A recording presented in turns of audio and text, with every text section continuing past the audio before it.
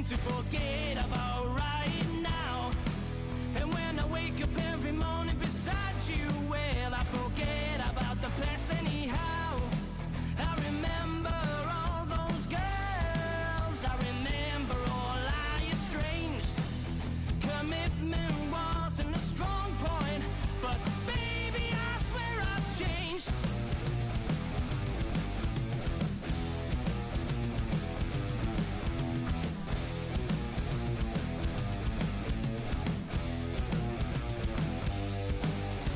Well, I wanna show you that I'm here forever. I've got no intention of leaving, but this time I'm sticking around. I got something to believe in. I ain't running away no more. Well, you're under my skin, and this time I'm sticking around. I got something to believe in.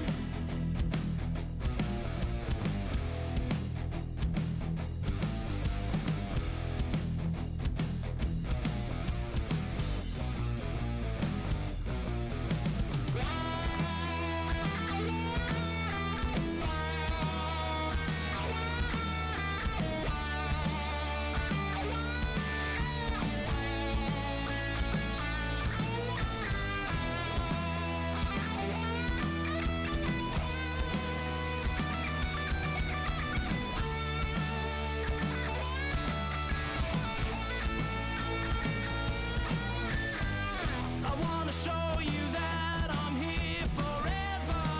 I got no intention of leaving, but this time I'm sticking around. I got something to believe in. I ain't running away no more, because you're under my skin.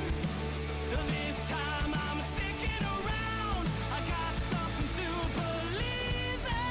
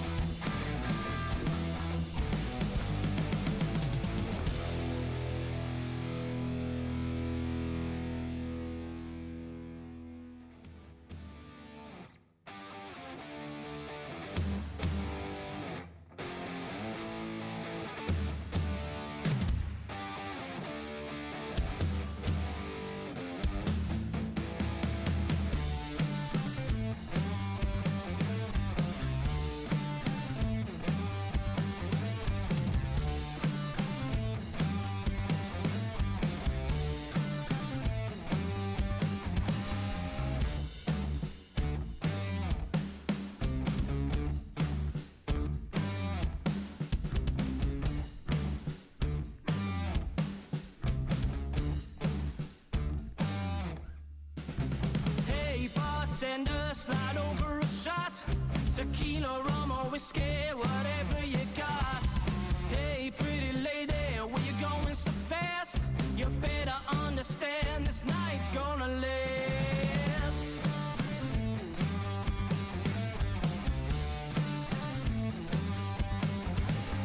Tell you what, we got a party tonight.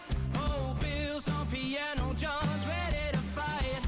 But if this night starts to go downhill, I'll take up my slug. And welcome back, everybody, to the Welsh Esports League here, also known as EsportsWales on Twitch, as it is number 2 for the league, as we are looking at even more games here. This time, Overwatch today. I am Edu, joined by the wonderful Funky Monk. Funky, how you feel today? I am feeling pretty good. We've got a few exciting games today. We've got our first matchup, which will be the Pit Ponies versus the Pirates. But the match I'm the most interested in, actually, is going to be the Pirates versus the Robins, because neither of these teams have had a win for this entire season. And so one of them's going to get their first win today. Yeah, one of us could be seeing maybe the best here from these players. Pit Ponies and Pirates Esports versus the Robins. So we're going to be watching Pirates a lot today. Now, I've worked a little bit in behind the scenes to make sure that I know exactly who is going to be playing here. And the Pirates Esports, they have had a little bit of an issue in some other seasons where I've seen them just not do too well. But in their Overwatch, they do tend to perform a little bit better than normal. So I'm hoping that we can see what they can do against the Pit Ponies starting us off. Pit Ponies, they're a real hit or miss team. They sometimes do really well, or they do the opposite. So it's going to be a toss up in how that goes. Of course, the first map we're going to be jumping onto is going to be the map of Nepal. And as you and I both know, Nepal is one of those maps that it's a very slow pace at the start, and then boom, boom, boom, and it happens over and over again. That first map being a little bit of an issue here, but what are your thoughts regarding Nepal? You know, what angle do you want to see these players take it at? Well, I'm kind of hoping to see them play a little bit more of the rush play style. I mean, of course on Village, you know, you want to be playing that kind of May Cassidy, perhaps sitting on the point, just brawling it out. But on the other two maps, you can definitely play a little bit more of that kind of Junker Queen Sombra Tracer style of rush that we've been seeing every now and then. Absolutely. And there's always so many changes to the meta regarding these characters. I know a few weeks ago when I last casted, Junker Queen had recently gotten a buff, so she was everywhere all the time, all at once. And that's something that I can really expect here for Junker yet again. Tracer being in that character pool, definitely going to be telling me a little bit about how these guys are going to be able to duke it out. But I'm also hoping it's a map of Nepal. You know, two of these maps you're going to be experiencing very tough points to hold. And then one of these maps is, of course, the temple, where you have to have high ground and a lot of boop ability. So we can expect a little bit of a different kind of team momentum switch up here. What is going to be picked? Are we going to see all three maps? As I know that I believe when it comes to one game like this, it could end 2-0. If I'm wrong, correct me, but hopefully we can see everything there on the map of Nepal. So a little bit excited to see what kind of characters are being brought to the table, but of course, knowing what else we have on the roster for us today, knowing the future that we're going to be experiencing here for the Pirates Esports, we're going to be watching them no matter how they play. And if you guys don't know, there isn't a bracket here at the Welsh Esports League and at Esports Wales. We actually do not have a bracket. We have a round robin system where everybody gets to fight each other once, and then it pretty much shows up as what happened there. So 28 matches, you get the overall stats. Whoever played the best overall wins the entire thing out. So with that in mind, Funky, you know, what are really the stakes? There's no losers bracket. There's no bracket at all. No, there aren't really much in terms of stakes whatsoever. It's you know, it's a community tournament. The clue's in the name. It's just trying to see, you know, who's the best players in Wales, really. Yeah, and there are quite a few, honestly, looking at these rosters moving forward and looking at how these players have been able to, you know, slide around. Here also, we do standardize the teams. So Pirates, the Pit Ponies, here at Esports Wales, a lot of the team members might not be the same each time, but the team names will always be the same. So I do appreciate that from Wales or Esports Wales here. But let's see what else we can have going on, as I believe our feed for the observing just crashed. So we'll feed just a little bit. So once we get those players back in the lobby and ready to go, I believe we could just jump straight into the gameplay there. So honestly, I'm a little bit excited to see how that gets fixed here. Once that gets in there, we should be ready to go. But again, looking at the other maps in the pool right now, Funky, what are your thoughts regarding, you know, obviously this should be a best of 5. So let me ask you, what other maps would you like to see after Nepal? I mean, everybody likes King's Row. Everybody likes, just everybody likes King's Row. I do enjoy that map as a hybrid. It definitely shows off the brawls a lot better than most maps, though. I do like seeing a little bit of variety. I kind of want to see how these teams cope with the sort of longer sight lines. So maybe like a Junkertown and maybe a Circuit Royale, perhaps. Yeah, it may be, as we are jumping right into the first map here of Nepal. As we know, this is the one map with a lot of boop ability. This is where you're going to be seeing people get flung off, if that is the angle that a team wants to pick it up. And honestly, I kind of agree with you. I think we are going to be seeing something different today, but King's Row, incredibly common. Junkertown, not a very viable pick for a lot of players. It just doesn't seem to be the meta, but if they do bring it, it should be pretty fun, as these guys are going to have to assemble their heroes, jump out of their spaceships, and make sure to just have a good time here on the first map here of Nepal. First point, I think it's going to be pretty exciting. Yeah, and I mean, you can already see, you know, the sort of thing that I talked about. We're seeing the Queen, we're seeing the Sims from both teams, actually, probably just to get out of spawn a little bit quicker, but generally just sort of the structure of a brawl comp and a rush comp. Yeah, and as we are going to have, of course, a quick restart here, because it looks like Lifeweaver no longer was in that lobby as a playable character. Just, you know, normal things that happen during a competitive scene. That's fine. But of course, you know, you were talking about that. A Sim and a Ramatra I'm also looking at there. And Sim Ramatra, I would think, is very meta right now, as you need to be able to get that big, beefy boy all the way as up close and personal as you can. And Ramatra does do that beautiful with, of course, Symmetra to have that team synergy. So here we go. Let's see what is going to happen. But as you pointed out, Junker Queen as well. Junker Queen, Symmetra, and Lucio have been the rollout comps for a while, and I'm expecting that speed boost that you get at the very start from Junker Queen, Lucio, and the teleporter should allow us to see some combat real fast here. I will say that generally you don't really want to be using the commanding shout straight out of spawn. You really want to save that for like the first fight, and normally the cooldown isn't quite there when you're first starting to take the pressure. Yeah, definitely true, but looks like we are going to be seeing that Lucio and Symmetra, so if they don't use the commanding shout, they'll still be moving very quickly here. As we all know, it's going to be a speedy exit up, and it looks like they're actually prepping for the high ground advantage, not the site, and it looks like both teams are going for that angle, so this is going to be pretty interesting here. They do just start running it out, and actually no, one team is going lower. So let's see, one already on the site and the other just needs to now hold this down from above. They're just dishing out the damage, but this is going to be a tough retake of this position from both sides. Yeah, and the Pirates do have a much better comp to be able to set up, because they have that May wall available to just wall somebody off. Seem to be holding on to it for just a little bit. Trying to maybe bait the pit ponies in. No, they're going to just chuck a teleporter and try and TP one. They're going to rotate around the side, actually. Maywall goes in to isolate the Ramatra, but it doesn't quite do its job properly, as there's still an angle available for the Ramatra to receive the healing. And now, you know, Iandu has the Symmetra beam completely fully built. Just melt the shield with direct. Yeah, absolutely, and I'm loving the fact that they were able to just do a little bit of a ring around with Rosie here, making sure that they get themselves from your pit ponies anyways onto the point, and that Symmetra is being set up. So they're just doing a ton of damage right now. But with an ultimate like this coming out here, the Coalescence being able to keep their teammates up, pit ponies, they're just finishing off whoever's remaining. That was such a fast coal build, but it's a true testament to the amount of focus fire that the pit ponies were putting out, that Gyrates, even through the Coalescence, was still being focused down and killed. Yeah, and that's exactly what you want to be seeing here from your Symmetra. But, you know, talking about what else we need to be seeing, 3 ultimates are already on the board for pit ponies, and it looks like we might be seeing some soon.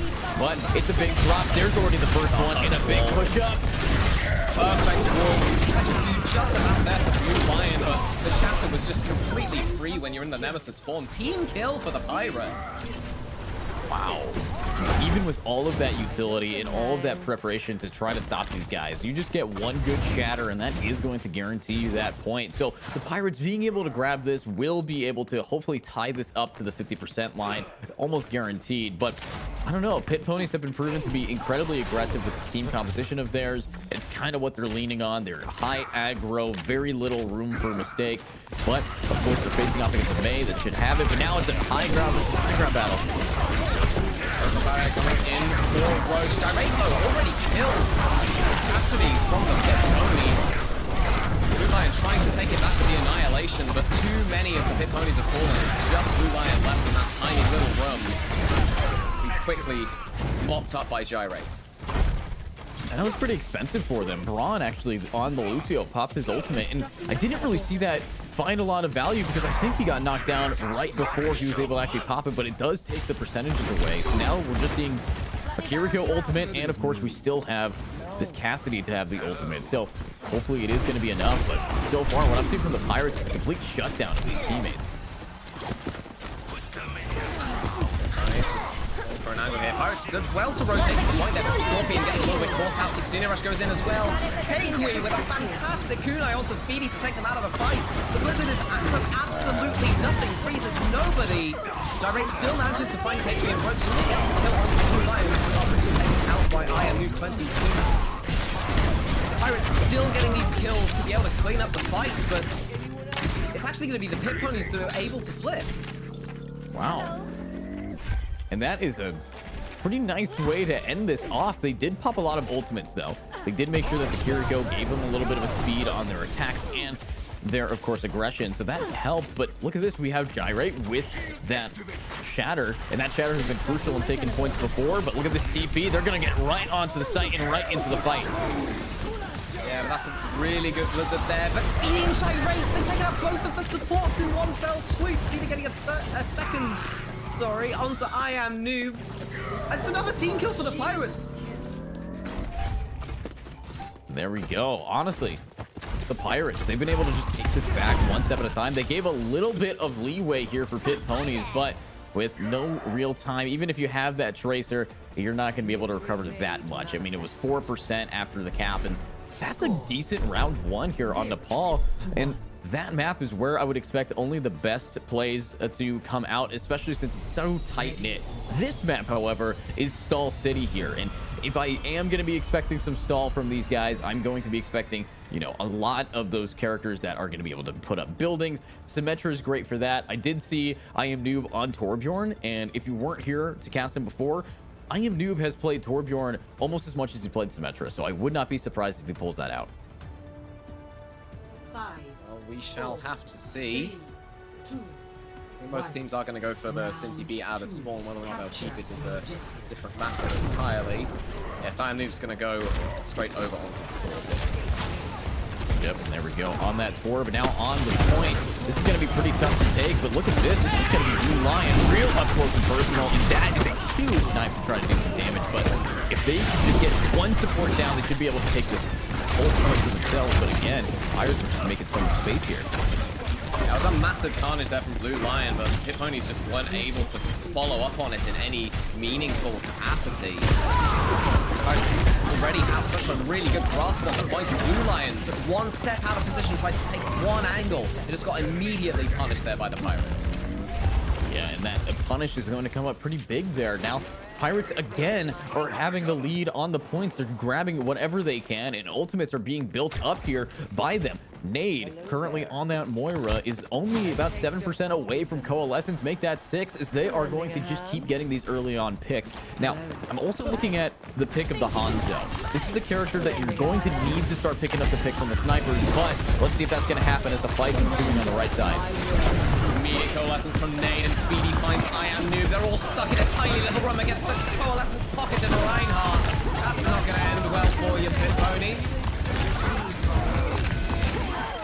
Ooh, does not end well at all, as they just clean it up with a meaty schwack of a hammer, and that's already 2 fights down and 40% in the favor of Pirates here. Now, they did use up Coalescence, but in exchange of that, they have the Shatter, they have, of course, the Pylon Wall. They got everything that they need to be taking this by storm, but Blue Lion has something up their sleeve. It's going to be the Hanzo next. Go take it out, Roach. There goes that ultimate I just said.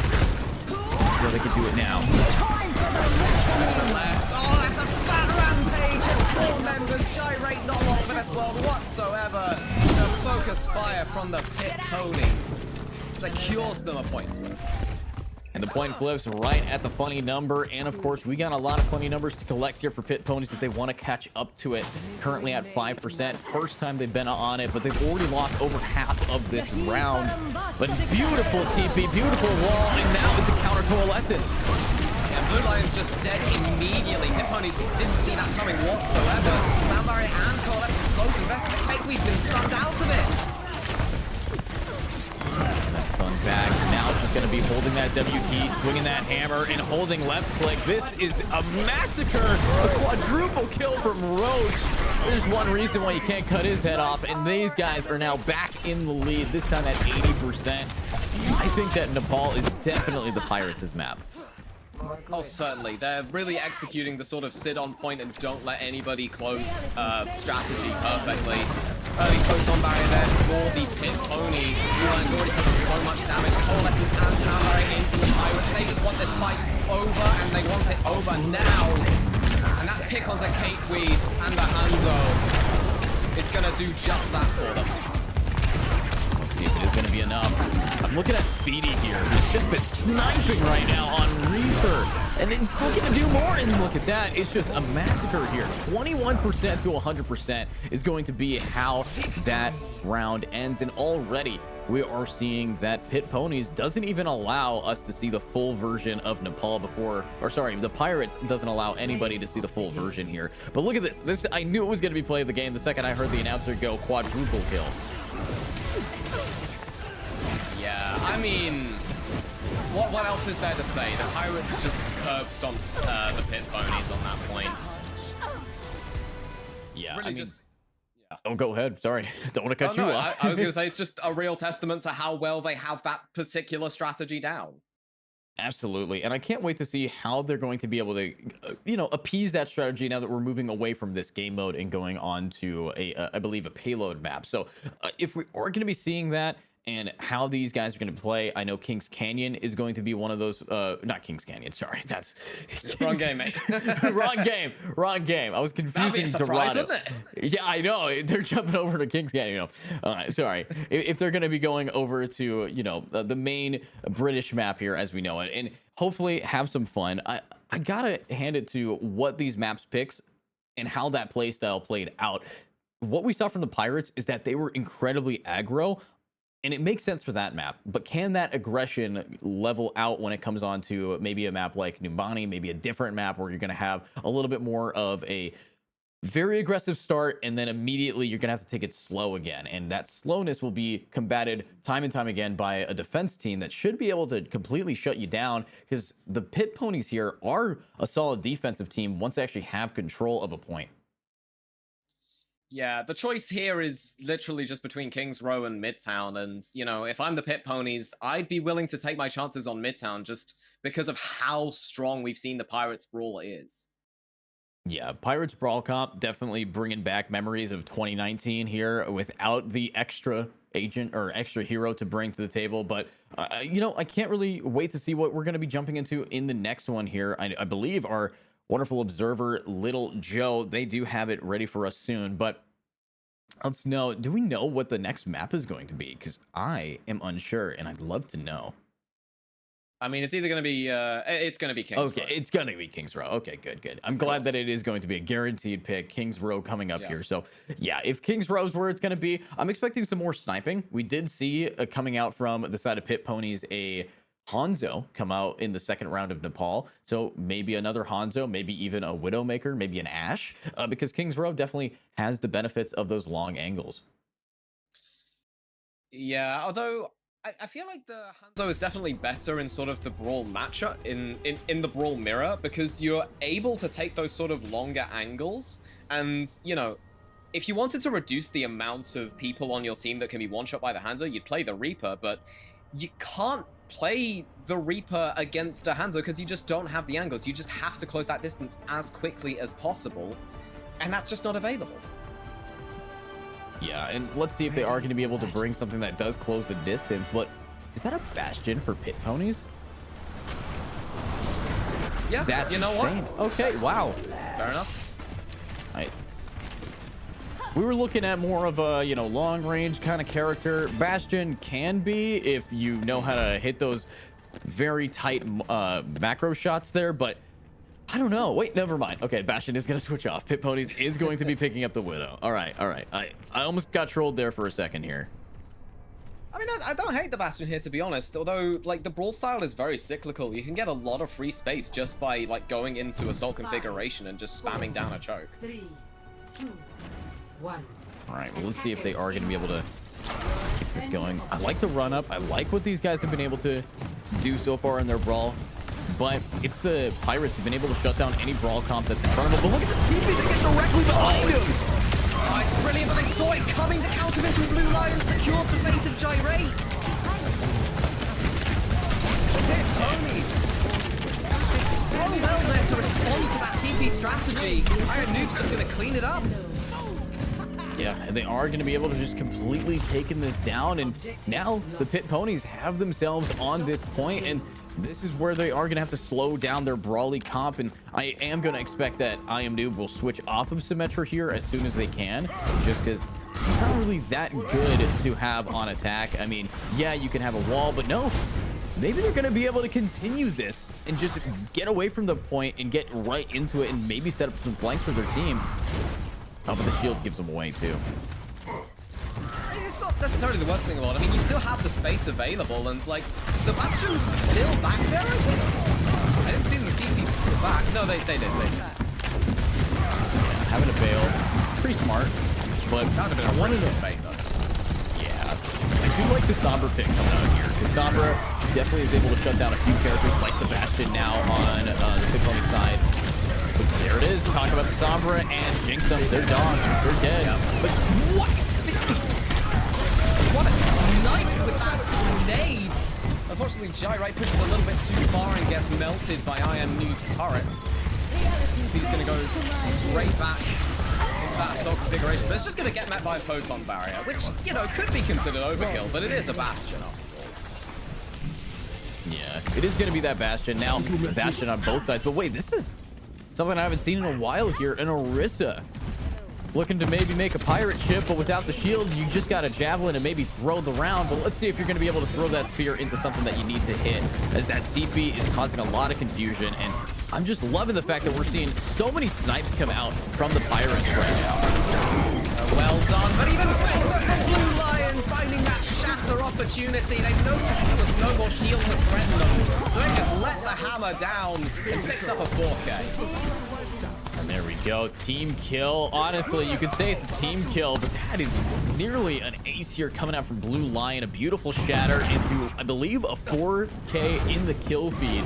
Absolutely crucial that Blue Lion is your tank, as this player is not giving up quite yet. But here we have a new retake. We have an ultimate, though, from the Bastion to try to set the stage here. Both Bastions are going to be popping their ultimate. Sound barrier out from Bron, but it doesn't save I Am Noob quite in time. Artillery configuration will be that Bastion on that high ground. It puts Nade in very, very low HP dire situation for them, but they are able to get it back up before any follow-up can be committed. Blue Lion just walks straight into the back line and picks up 2. Blizzard used there by Roach, but the immortality is enough to keep Pit Ponies in this. Yeah, beautiful job. And I love the fact that Blue Lion, he could have been aggro to go for that May kill, but instead puts his shield up, keeps his team alive, and they finish it off. So that's a lot of confidence, but here's even more ultimate double wall from both the Baptiste and a Sim. Window is going to just zone out Pirates for the time being. Immortality feel committed as well, so Pirates can feel free to just engage. They're going to pop that Terror Surge, gets Bron very low, but unfortunately it's going to be the Pit Ponies continuing to find those initial picks that they need to swing the fight. Oh, that's a good ultimate, just put a hold there, and now it's just going to be up to Speedy, who, living up to the name on Tracer, needs to try to stall for 4 minutes. Good luck with that. Here we go, and they are going to be helped out by, of course, everybody getting just spanked around by Blue Lion. The Kiriko managed to stay alive, and this is, of course, going to be where it should end, unless this Doomfist can manage to stall even more, but a beautiful charge will just push them right off the point. Yeah, that's really well done there by Pit Ponies. I will say that I don't think the Pirates maybe necessarily are all that confident in facing the Bastion, because what you really need to be doing is the moment you see that, you know, turret form happen, you need to be kiting away, you need to be rotating away, you need to be LOSing the heck out of that Bastion, right? And then going in once that initial turret form is over. And I'd like to see that a little bit more from the Pirates. Yeah, if of course that Bastion is going to be brought into this round as well. I believe that we did see a little bit of an adaptation. Pit Ponies were the first to bring out the actually, no, the Pirates brought out the Bastion, and then the Pit Ponies who were on Widow switched back to Bastion. So, you know, it's a lot of adaptation, and the Pit Ponies are now going to say, hey, I like the Bastion pick. I like what we're doing. We're going to try it again. And I also want to point out, I Am Noob. I did say you might want to switch off of the Sim, and then I completely forgot that I'm talking about I Am Noob here, who is one of the best Sim and Torbjorn players that I've seen here, not just in Wales but also in probably EU, as this player has been so consistent in just hitting as many different angles and getting the momentum for their team. You can tell that I Am Noob is definitely the IGL, because it's very hard to coordinate your entire team together in some of these beautiful flank TPs. Well, Pirates seems to be looking to adapt to the Bastion by means of picking up that Ana Kiriko with the D.Va, just to try and prevent that kind of sustain that you can, you know, put onto the Bastion. There we go. Nice from the Ashe. Honestly, I love Ashe over Widow on this map just because you are able to get damage across the board here. Let's see what Roach can do now. Not on the Sim, currently on the Reaper. Oh, fantastic TP there, straight onto the backline. Nate had no idea what was coming. There goes the support. Yeah. Just a massacre. Roach picks up 2 though. Yeah, I mean, that's good. The Pirates already managed to take map 1, but the Pit Ponies seemingly do so much better on a style of map like King's Row. Maybe they just don't do too well on Nepal because who likes King of the Hill? Who likes that kind of game mode anyways? Me. Oh, okay.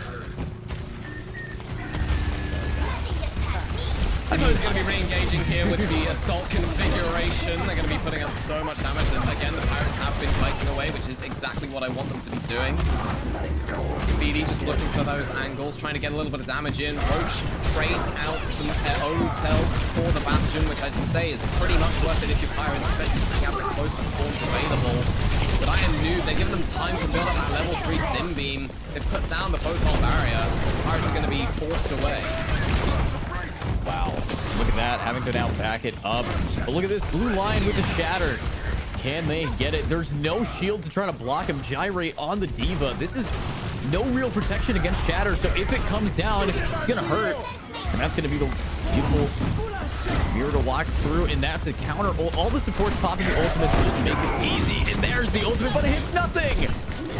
Yeah, not sure I necessarily like the sound barrier there from Ron. Stop goes out, does find the Bastion for Pit Ponies, and they're going to have to run away there. I do think they overinvested a little bit by stacking the Bastion assault configuration as well as the window. The Pirates did well to capitalize on it. Yeah, and I mean, you talk about a little bit of an overinvestment. You know, you had the window, you had the sound barrier, and then you had the shatter used in a very tight angle to the point where you're only getting 1 or 2 in that guaranteed. So 3 ultimates back to back to back, and then you just get countered by Gyrate because Gyrate pops their ultimate on the D.Va, and the D.Va bomb gets the first pick, and it becomes a domino effect. So with that domino effect, let's see how the Pirates can continue with it to push forward and hopefully tie up with Pit Ponies when it comes to the time frame here. But let's see how Blue Line can do. Traditional brawl coming out of the Pit Ponies with the Mei Hanzo in terms of the DPS lines. They're going to be looking for those early initial picks. Maybe to call up the D.Va, but the Nano Boost has gone out onto Roach. Chunks down the HP of Blue Lion. Kitsune Rush goes in as well, not even blocked by the Mei wall. Pit Ponies can do nothing but press the S key. Yeah, they gotta just back it up. You can't really do too much, but wait. Is the Pit Ponies all the way this far behind? No, never mind. I forgot that the colors don't switch teams. I was like, wait a second. No, don't mind me. Colorblind caster does not work out sometimes. But with the Reaper ultimate coming up here, we might be able to see Roach just cut through this backline. That's all good. It's all good. Window goes out. We'll see if Pirates are able to respect it. Soundbarrier goes in, saved by the Immortality Field. Pit Pony is going to get taken out, as does Maxus. Roach can go in with that Death Blossom as well. Picks up Blue Lion and most of the damage onto Bron. You know, I appreciate the fact that we still saw that Hanzo doing some pit damage and going for the fight instead of just straight up running away. Like, you know, staring at a giant Korean mech, looking it in the eye and saying, I could beat that, and then constantly shooting at it. I respect the goal. Yeah. It's definitely a respectable goal. Oh, Speedy, what was that? Can we get a slow-mo of that, please? What? Jesus, Speedy. Yeah, that's a little bit of a problem there, but you know, Pit Ponies, they take the space for it, and works out well for them. Yeah. Speedy's alive. Oh, this ult's huge. Oh, that's yeah. a lot of damage. Yeah, Nate wasn't even allowed to leave that tiny little corridor. Incredibly well scouted there from Pit Ponies, and Very good intuition from the Hanzo to be able to Dragon Strike there. But it's not without a few losses. They have lost their Ramatra and their Baptiste, and Pirates are going to be able to come back into this fight earlier. Yeah, they're now back in this. And look at this. We do have one support, one DPS. Of course, I'm looking at hopefully how Bob is going to be able to break through this line of defense here for the side of the Pit Ponies, especially against the Blizzard, especially against the Sound Barrier. And there it is. It's going to be the first one out in the May wall. Oh, just completely stops it. Oh, they weren't even able to, you know, eat the May ult, sorry. So that results in Gyrate being completely demexed. Pit Ponies dealing incredibly well with that bomb. Wow, dealing pretty well here. I am Nude now. Just this May single-handedly dealt with 2 ultimates at once, and that's exactly what you need to be doing here. But let's see if they are going to be able to keep this going. So far, what I'm seeing from the Pit Ponies is a huge just gain in confidence compared to how they were getting just completely aggressed on by the side of the Pirates on the first map in Nepal. So can they try to pick it up here? If you are the Pirates, bring in that aggression that we saw from you before. Yeah, they have the nano boost, and they're just going to try to send Roach in. Gyrate taking that high ground, trying to get the off angle in. Sound Barrier and Amplification Matrix stacked by the Pit Ponies, so Pirates can just wait it out. Going for the self-destruct now, Gyrate finds Blue Lion, shield not quite up in time. Dragon Strike doesn't find anything from the Hanzo as Speedy picks up I Am Noob. Wow. And I say that they needed to bring that aggression, and they did. Look at this damage that they're doing, absolutely mowing these players down again, but they have to focus on getting this cart as they only have about 1 minute 20 seconds remaining for the last final little bit of time. 15, but what an ultimate. What is that? Up close, he's trying to buy time, but there's only one on the point, so it's very slow. And here's a Kiriko ult. Oh, Blue Lion's just gonna get absolutely melted if he does that. Oh, dearie me. Pirates doing so well to focus down that Ramatra, which is normally such a big problem in those kinds of, you know, close to overtime scenarios. But they just melt his health bar. 3-3. Wow. Honestly, kind of shocking here to see how that went through. And just overall, the Pirates, they brought the aggression that they needed to. Roach popping the ultimate for time. The Kiriko trying to run it down, but with Blue Lion having that Kiriko behind it, it just kind of lost them there. But let's see how they are going to be able to do this now, as I'm looking hopefully to see. I think the Pit Ponies trying to tie this up. Of course, I believe this is going to be a best of 5. So with that in mind, there's a lot of games to be had here. So I can't wait to see what Pit Ponies can do to keep themselves in this for as long as possible, as the Pirates have already taken that early series lead.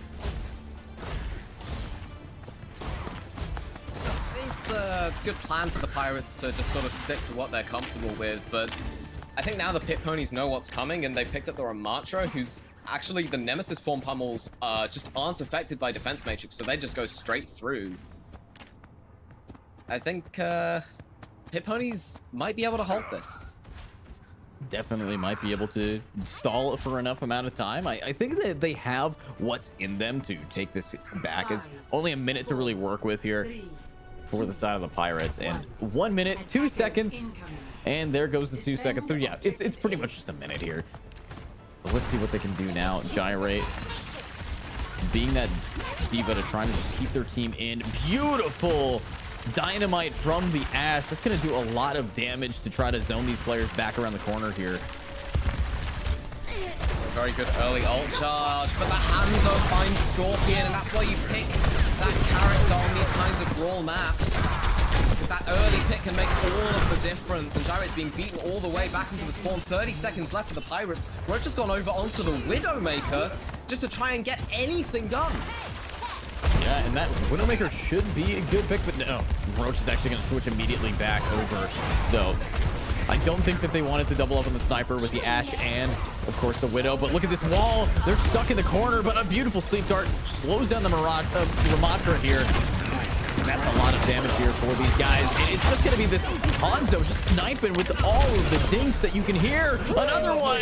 Can we see another in the midair? No, Blue Lion's going to just pummel him, aerial striking him. And that is going to be no ticks for the side of the Pirates. Draw or die for the Pirates now. Score. They've got 3 minutes. Switching sides. And they have to defend all of it without giving up a single tick. Initiating match. Yeah, that's gonna be pretty tough. That's 3 minutes. I think, you know, they might be able to. I mean, you never really know. There's something about pressure in Overwatch players just combines itself to make diamonds. So I don't know. I think that anything is possible here, but again, it's going to be a hike up a mountain to try to take this back.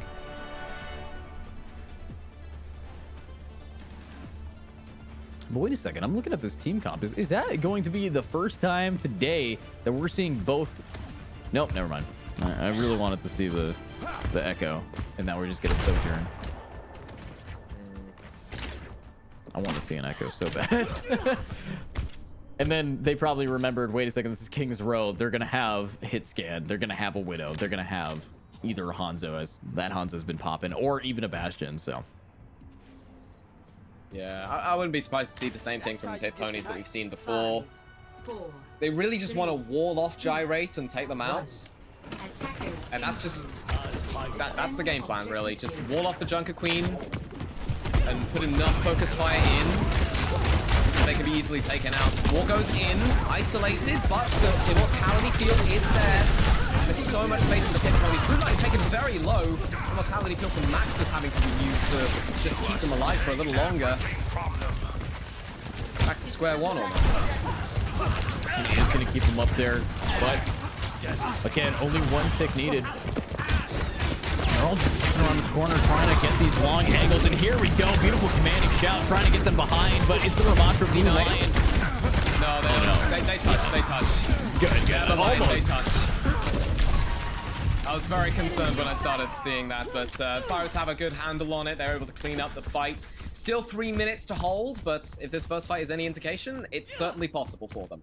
Absolutely. Now, you know, knowing that C9 potential is massive due to the position that we're seeing here from the Pirates, I think if you just get a nice placed May wall, you can completely cut off sight and just cap it. They're just going to go straight in. They have the Annihilation to go for it as well. Yep, Gyrate completely cut off from the back line. That's going to be Pit Ponies taking King's Row. I mean, there's really not much else to say here. Yeah, I mean, we saw, you know, you called it a little early. There was still a Lucio who could have 1v5'd. All right. You never know what these players are capable of. But no, that is going to be the Pit Ponies taking this match in. And I can't wait to see this play the game again, as this was, I believe, over in third point. Yep. Beautiful. And it's just such a smack of this hammer everywhere. Nobody was able to do anything against this. Yeah, and the irony is, Gyrate had just swapped off the Reinhardt, so maybe if they'd kept that pick, they would have been able to block it, but because it's just the Orisa, and the only person that an Orisa can save from an Earth Shatter is the Orisa themselves, it didn't quite go their way. Yeah, and you know, that's the thing. We saw how dominant Blue Lion was on that second half, and mainly because of the fact that they had that shatter. And with that shatter, why did we not see any kind of shield tank to try to protect your team from that? We saw Devo and we saw Junkrat, two of which, you know, you're walking right into either a Ramatra or, of course, a Reinhardt. And I think the answer to that is mainly coming down to the fact that Ramatra is now in this game being the character that completely says, oh, you have a shield? No, you don't. It's little things like that that have shifted the meta to the point where if it does not get read properly, it's a little game of chess here. And if you blunder a piece, you blunder a game. Yeah, certainly. And the meta's trended towards Brawl just in general with the most recent patch. It buffed May's crowd control in general. They did lower the amount of DPS output that a primary fire does, but it now gives you the opportunity to earn an extra 40 damage with your icicle shots. So you can basically do what you did in Overwatch 1 where you throw someone and headshot them, only you don't have to hit the headshots, and they can still WASD and use abilities when they're quote-unquote frozen. It's more of they call it deep freeze nowadays, but it works basically the same. Yeah, I mean, you know, and not having the best amount of mobility can be just death for a lot of players, especially when, you know, you are so accustomed to moving at a certain amount of speed that it has become a science for a lot of Overwatch players. So May's ability to say, oh, you don't anymore. It's very nice to see that. But of course, with the deep freeze, we are going to be moving into the next map here as we are looking at, of course, one of my favorite push maps, and I think way better than Coliseum here. Initiating match. This is a payload map. Oh, sorry, News Queen Street. This is escort. Dude, I am so tired. We're at Circuit Royale. Just wrong continent. Like, I don't know. This is Monaco. It's where? This is in Monaco. Oh, okay, Monaco. But you're saying Morocco. I'm like, oh no. I was confused. Yeah, my brain right now is completely scrambled. I was up till 3 a.m. working with somebody on something, so yeah. Oh wow. Yeah, and it's, as you know, a little bit earlier in the day for me than over across the pond. I mean, I have to keep a sleep schedule of going to bed at 3 a.m. anyway, just so I can work the sort of EST time zone. So I get it, you know. Absolutely. You see, and I'm central, so I gotta keep adding hours onto that. But look at these stealthy people. Look at them just inching their way up into a corner and trying to go for maybe just mocking the enemies. Why are you so no, close? they're just going. They're going straight for it. No, why? All right. Okay, and the Symmetra say, oh, you were gonna spawn campers? No, actually, just no. We refuse. Now the roles have reversed. We're seeing the Pit Ponies on the defense and the Pirates on attack as they're just pushing back right up the hill here. And how does it work though? Because Maxus got left in spawn. Oh, yeah. So they're gonna have to, you know, really try to break this spawn hole yet again. Blue Lion just looking for a pin kill. Pins gyrate all the way into the Pit Ponies. That's a really free kill for them after that. I'm not quite sure what Speedy's doing in that part of the map, but all right, I suppose. Blue Lion locks up that fight, and Pit Ponies get the payload going. They are going to get the payload. They are going to be pushing this forward, but I also heard a little bit of I Am Noob on Sombra. This should be the one character that completely messes up Gyrate, because if you have a hacked Sigma, it definitely becomes a little bit of an issue here. Speedy, though, we've seen them on the sniper a lot today. Can we see them get any picks? They're definitely doing the damage to that Rhine shield. Ooh. There we go. Clean with it. Distracted by that. And there's death. Oh, even better. The sleep mid-pin. I mean, you've already won that fight. Oh, well, maybe not, as Gyrate gets that second kill onto Pit Ponies. Blue Line falling incredibly low. Might have overstayed their welcome. Pit Ponies are still moving this payload, but not for long if the Pirates have anything to say about it. Yeah, the Pirates might have something to say if they can just maybe get their words out. Of course, right now, they're just getting constantly pushed back. I think the main benefactor of that is I Am Noob already having the ultimate. You can tell that that's from a lot of just behind the scenes damage. That's what allowed them to snipe out Speedy. They managed to just distract them for the fire strike to be able to move, but there we go. That's going to be a big hack. That's brutal, and the Sigma couldn't even rock because the Sigma couldn't even rock the pin because the ability was just completely disabled by that EMP. So incredible coordination from the Pit Ponies there to really focus down Gyrate. And here we go, focusing these players down and hopefully focusing some more. We are going to be seeing just what can the Pit Ponies do to just seal the deal here. There's no ultimates to try to stop him besides maybe Roach if he gets a nice headshot around this corner here. But at the same time, talking about ultimates in the Hanzo, you got Sposkunski trying to now push it in with his own ultimate, and that's going to just completely get them the point. Absolutely completely beautiful. Split Gyrate off. Amazing.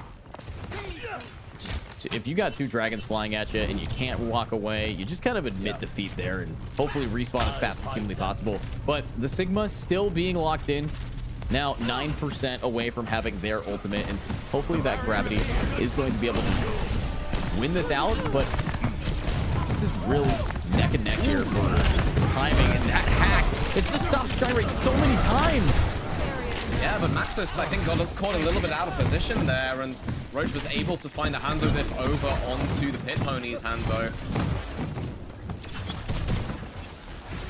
Pirates are going to be able to reset and perhaps start a hold here. Yeah, and this hold could be very viable right now, as they of course have the Nano, they have Gyrate, they have Speedy, which is real close to being able to take off the supports like Thrawn and Maxus, and you're gonna have to take off Maxus because these slave darts have been crucial to try to shut these players out. But with that in mind, we're going to be seeing a little bit of an underneath kind of push. So you take the least amount of damage to get to the high ground, and they're just running right back onto the point.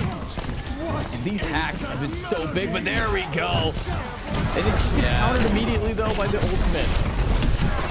Yeah, the sound barrier was incredibly well timed there from Bron to be able to just sort of stave off that damage. Hack goes out again on the gyrating shield, completely disabled. And that's what Blue Lion wants, for that shatter to go out. Unfortunately, maybe goes a little bit too far in. Now the boost overclock from Speedy will find Maxus. Pirates able to stave that off incredibly well. They were able to take that back, and they actually, they stopped Blue Lion's ultimate, so we're actually going to see that ult and rotate onto a different character being Ramatra, but it was expensive for the Pirates here. Speedy using their ultimate as well as Gyrate and Nade. That's 3 ults to try to hold it for maybe about 10 meters here. So let's see if they're going to be able to do it again, as it's going to be pretty close. Roach does have his ultimate to try to just push these players right off, and he's going to pop it right as they get around the corner, and the hack and bail, but 1 minute 30 seconds here. Yeah, Roach just goes straight for it, just delays a little bit of time for the Pit Ponies. I'm Noob getting very close to that EMP. Could be incredibly crucial for them. They have nothing in response, only the sound barrier, which is going to be popped immediately. Scorpion did incredibly well to hide away from that. Nano Boost, Nemesis form though, will give that initial pick potential. Bron picking up 2 as well. And wow, that's going to finish it off there. Beautiful take. All they needed was really just a nano and, of course, a EMP, which they brought to the table and did a ton of damage with. So Blue Lion already just off of 1 fight from switching onto a Ramatra is already collected their ultimate to try to just get that aggression, get that big shoulder pads going, and maybe the fist flying, as now we are seeing another point to try to contest. Is the Pirates have been on the back, or sorry, the Pirates have been on the back here for quite some time right now, and I'm hoping that they can try to get that aggression that we saw from them earlier on. Feasibly, the Pit Ponies could just walk forwards and just shut off Gyrate completely. Sigma doesn't really have much in terms of the brawl. So they're just going to hack them out. We'll look for the pick as well. Dragon Strike going to go in straight down the corridor. Iron Noob does fall, but Gyrate just not able to sustain through the damage. And the Houndsdog goes on the flank. Finds 2. Only silenced by Roach. But the Annihilation from Blue Lion will look to secure this fight with 2 kills. I love when A gets a double kill with 1 shot. And now Blue Lion, yes, used that Annihilation beautifully, but here's Gyrate to try to push him off the point. But 1 minute and 16 seconds to get it less than 2 meters. This is not going to be looking too clean, but Gyrate's still standing. They have a beautiful pocket coming out here, but that pocket falls, and so do they. If they can just manage to keep themselves alive. Rocks are flying, and so are the rounds, but they are ready for this. And here we go, an ultimate from Roach. It's not going to do too much. It's Blue Lion who's just beating them down. Yeah, Blue Lion's been incredible with the efficiency of those pummels, just finding a pick every single fight. Pit Ponies. I thought they weren't going to make it. Yeah, I mean, what we're seeing from Pit Ponies was maybe just they're not good at Nepal. Or maybe Pirates is just exceptionally good at Nepal. One of those two. But Pit Ponies has proven themselves to be quite efficient at just making sure that they take space, and this game mode, as the last one was completely about taking space. So with this now going underway to the side of the Pit Ponies on attack, the Pirates on attack, I need to see what they're going to be able to do to just consistently do some damage. Roach here, I think, needs to pick up the paces, but being on Widow is going to be a little bit difficult to find these, especially since I Am Noob is going to be constantly in that back line, hitting them heavily on the Sombra. Yeah, I think the Pirates are going to go for a bit more of a rush style. They want to just take the brawl on their terms. They don't even really want to try and do what they did last time, because they're just sort of anticipating that the Pit Ponies are just going to fall back on their comfort picks. Yeah, and these comfort picks definitely coming out here from Pit Ponies. I don't think we've seen this Hanzo switch off of anything besides Bastion, which he played for a solid half a round. So, you know, we know that these players have a keen eye for what they're going to be bringing to the table, but we've seen so many switch ups here for the side of the Pirates that it's going to be tough to try to fight a team that's so consistent. And already we're seeing the Pit Ponies entry out and try to find this little bit of distraction. That's nasty. That's just nasty. Yeah, Pirates are still going to engage without their Tracer, though. They're going to use the commanding shout to push forward and just kind of give themselves a little bit of sustain to get through, but they just use it too early, and as such, they don't have anything in response to the nade, and Gyrate can just be focused down. Wow. And everybody's getting focused down, taken down, and the damage being dealt by Blue Line. He's popping these shoulders and he's punching their way through them. Just so much space creation. And I think the main key to that is every time we see I Am Noob pop out and do a little bit of a hack, their entire team starts panicking, trying to spam. But the second he actually just TPs away. So it gets to the point where how are you supposed to stop this player as it's just in and out like a blink of an eye? You know, I mean, ideally, I'd say the Tracer would be trying to spy check for that, and you see them there just rotating through that underground section in order to try and catch the Sombra off guard. Fantastic knife into Maxus, even if that follow-up shot hadn't come in. That's just a death sentence for an Alan to be pulled straight into the other team. Though Scorpion does get taken out, the Pit Ponies are having to cede a lot of space. Yeah, they're losing some space, but they didn't lose a lot of life there. Blue Lion was 1 HP before turning that corner, so the fact that he was able to stay alive for this now holdback, as we are seeing the Hanzo now having this ultimate to try to hold it back, and that's going to do so much damage, forcing these players back. The sound bar is coming in, and everybody is just getting punched their way through. Yeah, Annihilation in as well from the Pit Ponies. They want this fight won, and they want it won now. Gyrate taken out. The Annihilation just about expiring after Roach's death. 2 minutes left for the Pirates on the clock. The Pit Ponies look to be holding strong.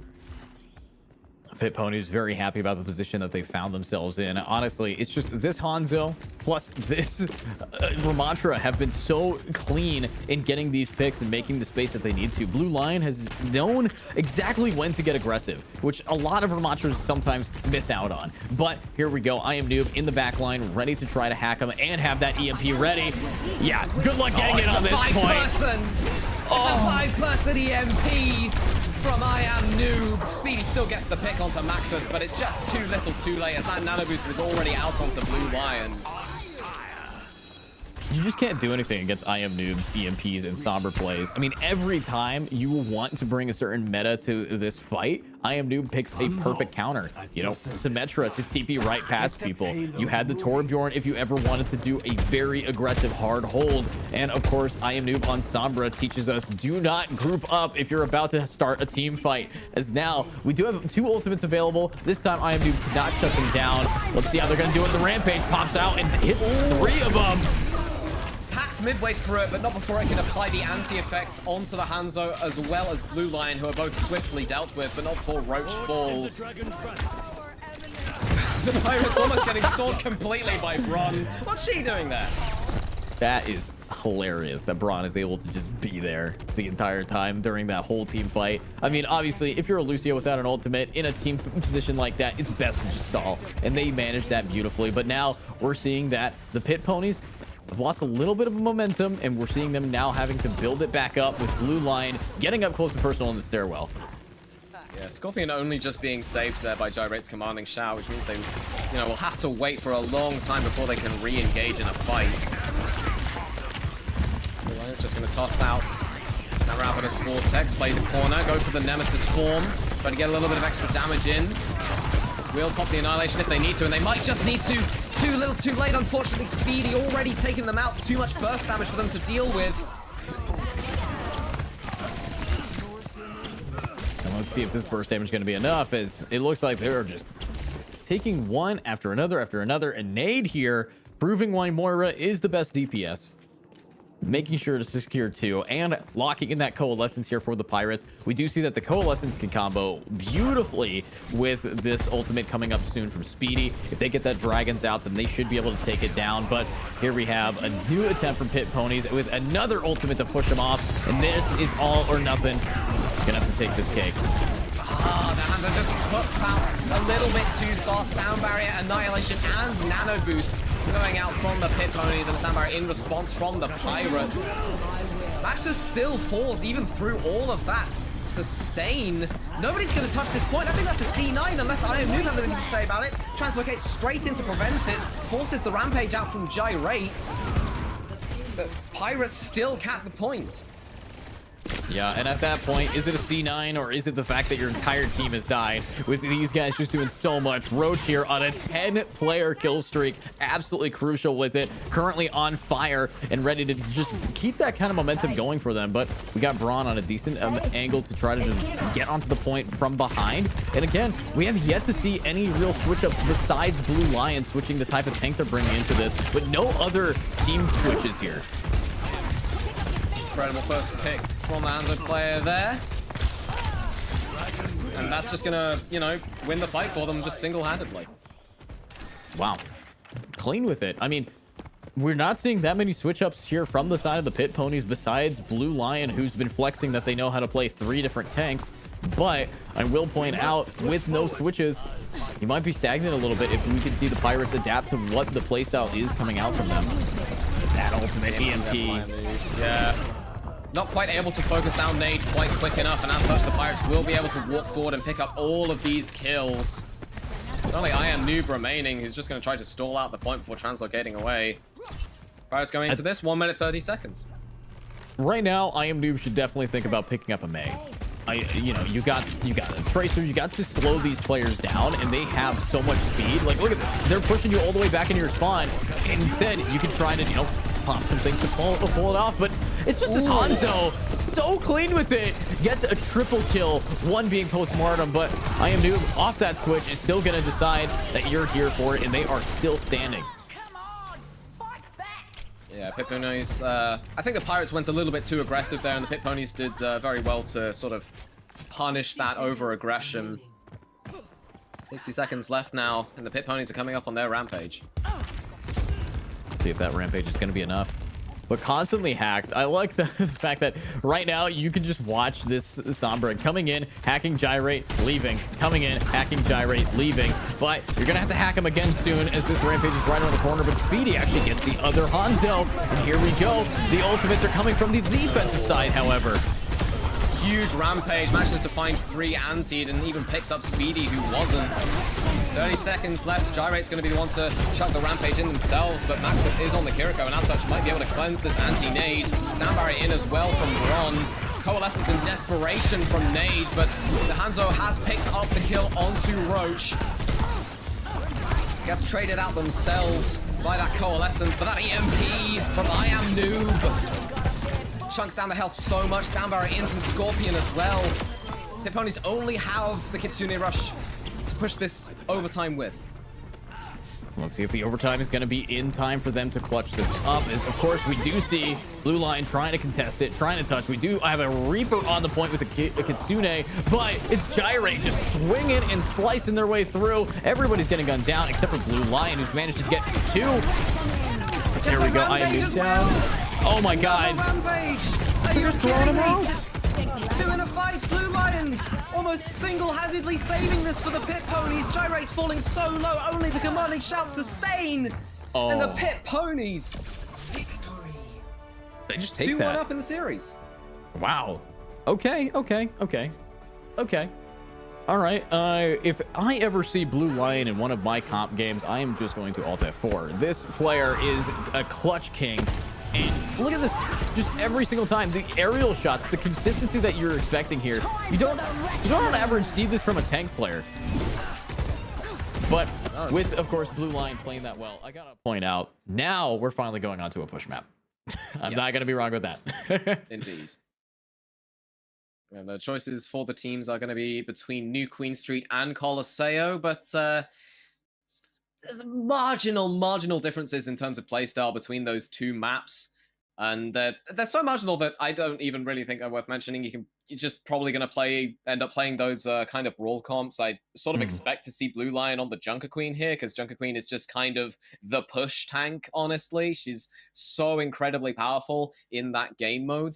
But, you know, we could potentially see a full-on Ramattra Brawl, maybe picking up the Cassidy, who recently had the Magnetic Grenade change in order to perhaps combat some of the flanks.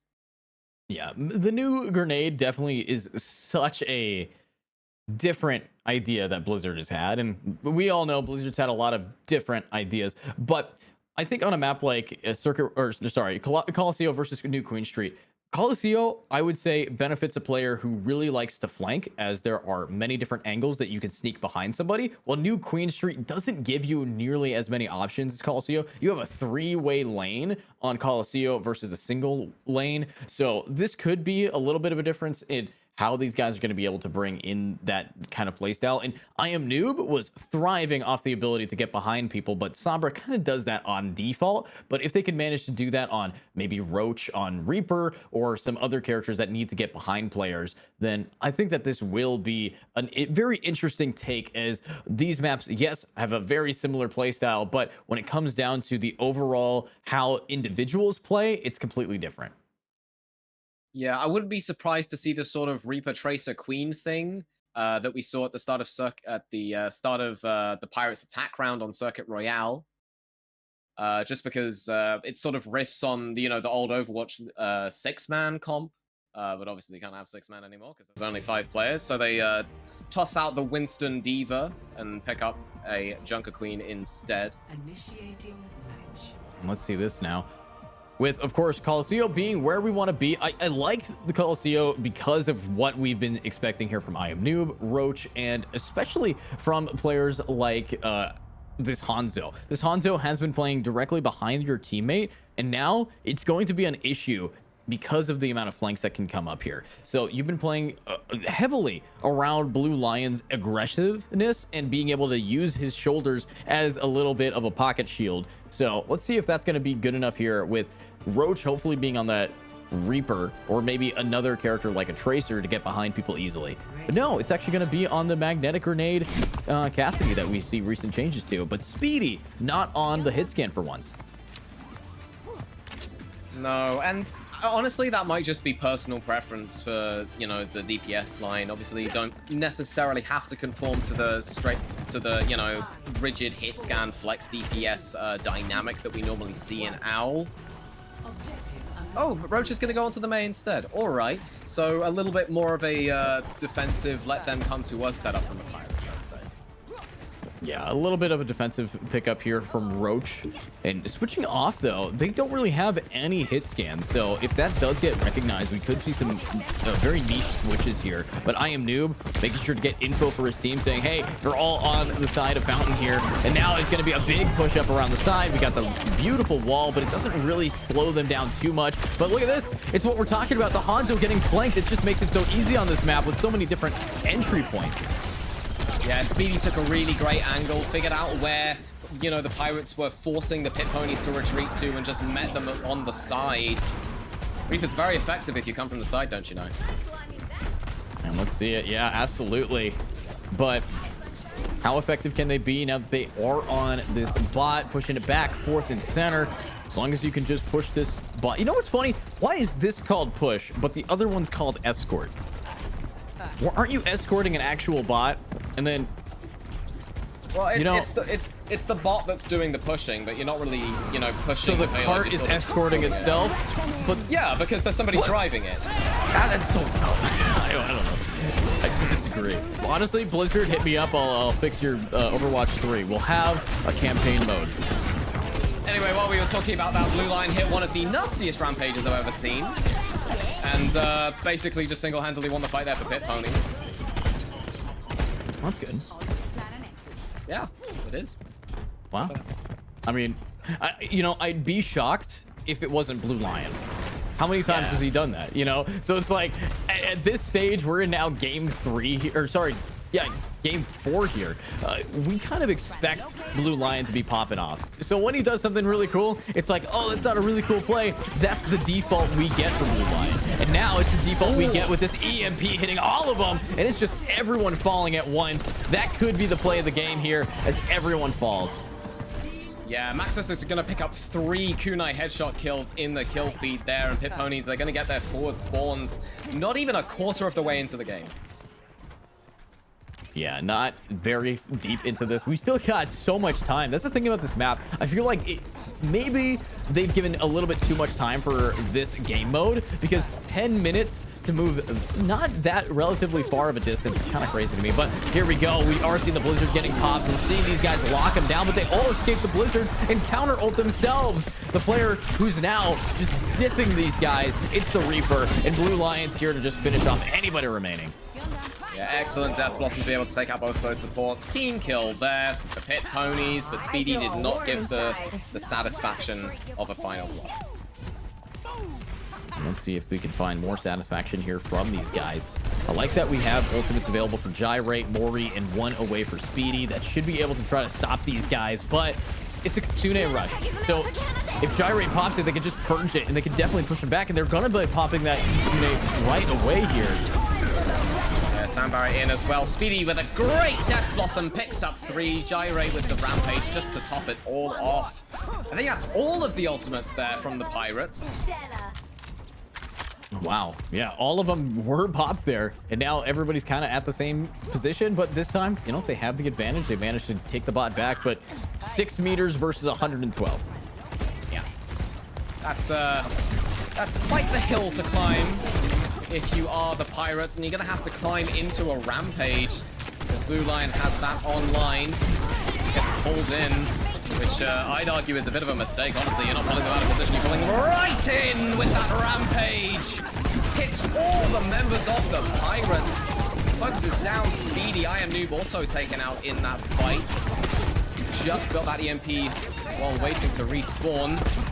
Gyrate, though, going very aggressive here. Just about has enough supports to be able to survive through it. Ron popping the sound barrier just to push her team in just a little bit more there. Still looking for another pick. Look for these picks. Let's see if they're actually going to be able to find them, though. And so far, what we're seeing from the Pit Ponies is just taking so much space. But look at this player on the flank, just constantly duking him out. Has EMP available with the Coalescence getting popped. That's going to be the EMP combo. Everybody can't use abilities, and we're seeing that finalize it with a beautiful Death Blossom being the death of the enemies. And that is going to be another huge team fight, really, from Pit Ponies. That was kind of unfortunate to see from Nade's POV, just because you could see that they had the Coalescence right on the members of the Pit Ponies that were going to be affected by the Death Blossom, but they just went behind a wall in an attempt to escape the Death Blossom and in turn LOS'd Nade, which is not ideal. Yeah, not ideal at any sense of the word. So hopefully we're going to be seeing something different here. Let's find out what they can do. I like what we're seeing from the side of Pit Ponies in not only this game, but the last two. But of course, 3 ultimates. Very similar to what we saw the last time they had a hold for the side of the Pirates. They might be able to hold it again. But in this game mode, it's not about holding. It's about pushing. And you're going to have to do it soon.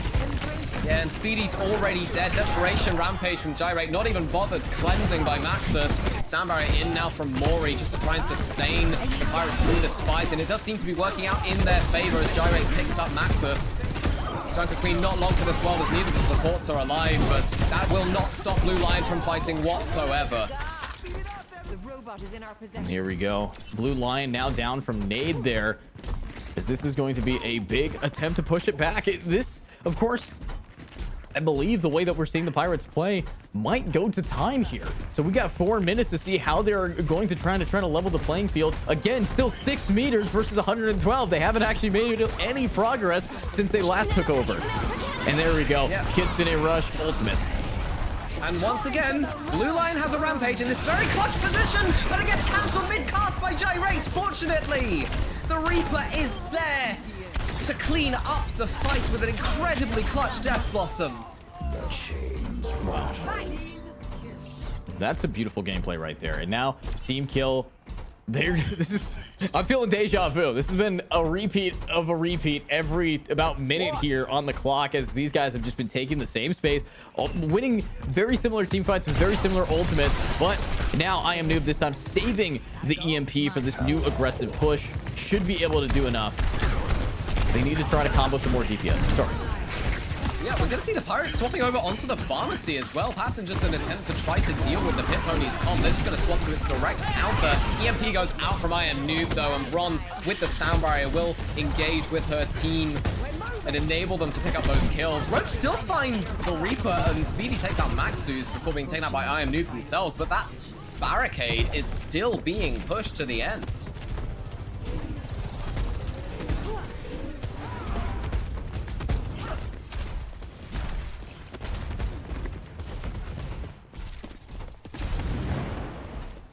Alright, we'll take the bot back though. They're building up to a rampage now, and Nade has the coalescence available, so it's sort of a reversal of what we've seen before now. I imagine Pit Ponies want to take the fight a little bit earlier than they have, just with the knowledge that these ultimates are online. They want to get them out first.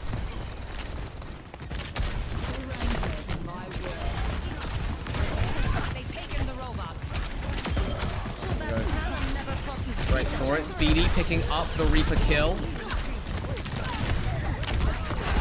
With the knife onto Maxus. Traded out though. Blue Lion finding Roach and Mori. This Junker Queen is completely unstoppable. Nade's still finding Rock.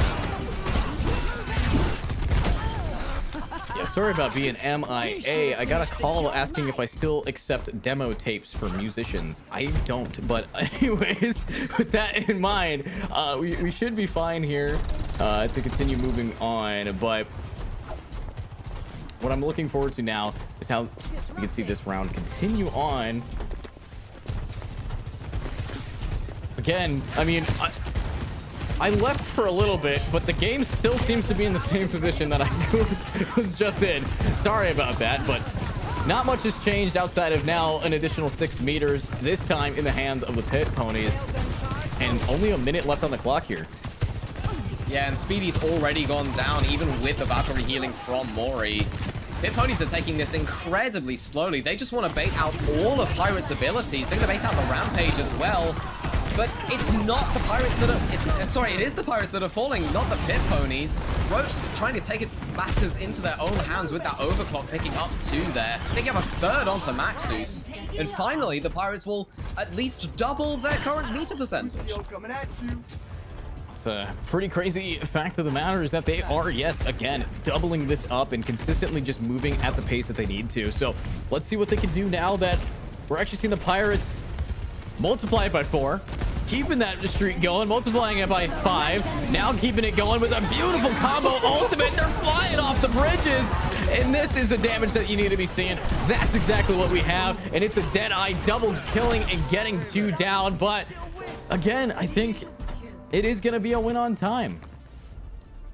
Yeah, no, the Pit Ponies just had 5 ultimates, then they used 5 ultimates, and surprisingly enough, they won the fight, and thus the round. So the Pirates continuing to not have a victory under their belt. Yeah. What do you say to that?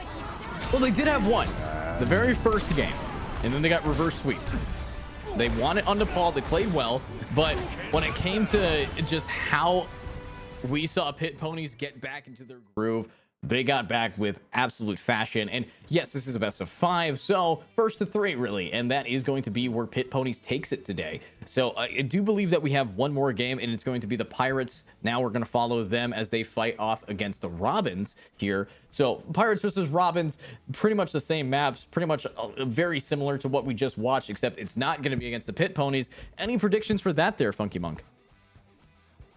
Well, I've seen the Pirates and the Robins play now, and I have to say, out of the 2, I think the Pirates have looked just kind of stronger. But again, neither of these teams have won a game for the entire season. So, you know, it's really all to play for. Yeah, a lot to play for here. And, you know, you just said it. No one on the Pirates team has won a game yet. So I got to ask you, is that what you expected the outcome to be when they faced off against the Pit Ponies, especially with that beautiful start on Nepal? I wouldn't necessarily say that it's what I expected, but it's just that it was just what the statistics were pointing towards more than anything. Like, I definitely thought that there was room for like some kind of comeback there, especially after that first Nepal game. But, you know, it turns out the numbers don't lie, unfortunately, for the Pirates. Absolutely not. And of course, if the numbers aren't going to lie, let's see who's going to be lying in the dirt here at the end of today, as we are seeing 2 players in the bottom of the seed right now, currently not winning much. But we will be right back with that best of 5 coming up shortly here. Stick around, everybody, because we have so much more Overwatch to yell at. Don't go anywhere.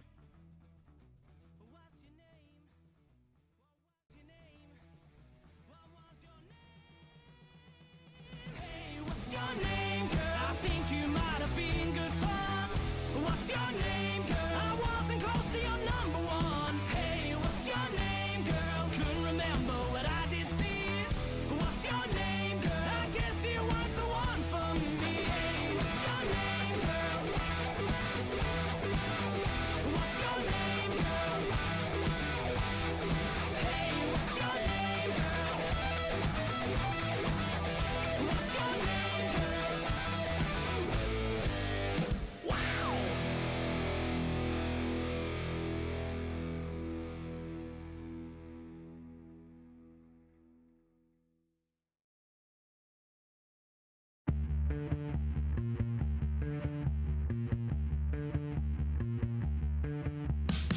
It was a summery night. You had my heart in your sights. Said we could be so special if you give it a chance, if you give it a shot. You were a mystery man. Don't know the name of your band. You said you'd never find a woman that would make you feel the way a little can. Why don't you say something?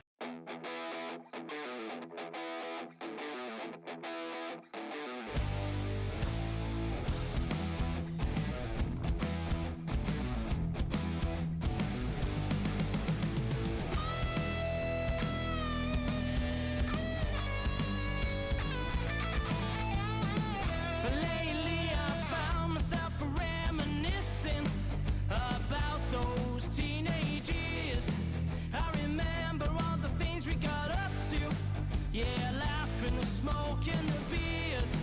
I remember all those girls. I remember all I estranged. Commitment wasn't a strong point, but baby, I swear I've changed.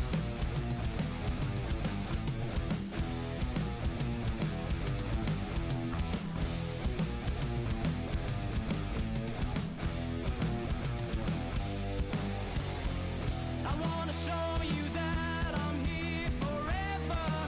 I've got no intention of leaving, but this time I'm sticking around. I got something to believe in. I ain't running away no more. Well, you're under my skin. Well, this time I'm sticking around. I got something to believe in.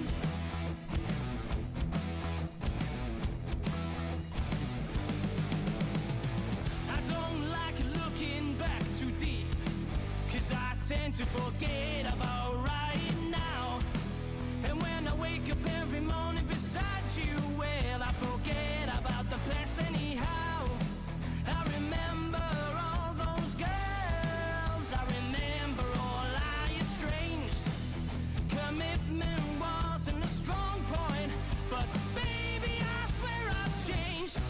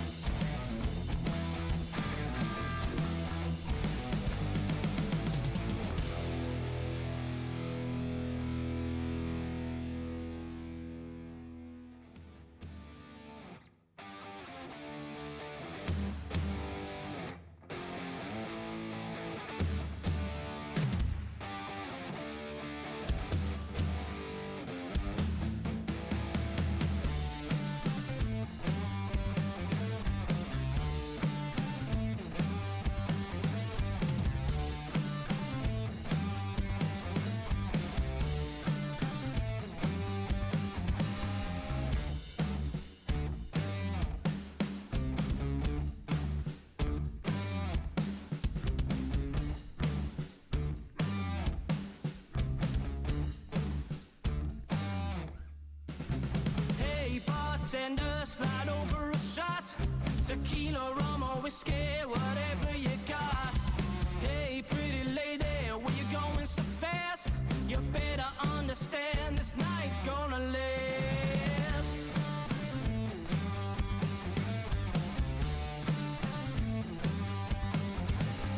Tell you what, we got a party tonight.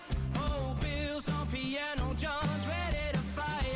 But if this night starts to go downhill, I'll take out my slug, I ain't afraid to kill.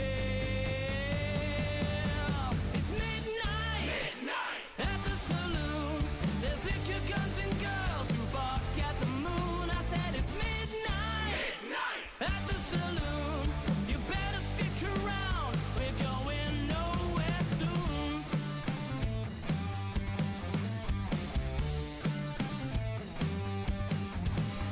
Chatting of girls, the saloon door swings. Rifles on their back, strutting in like kings.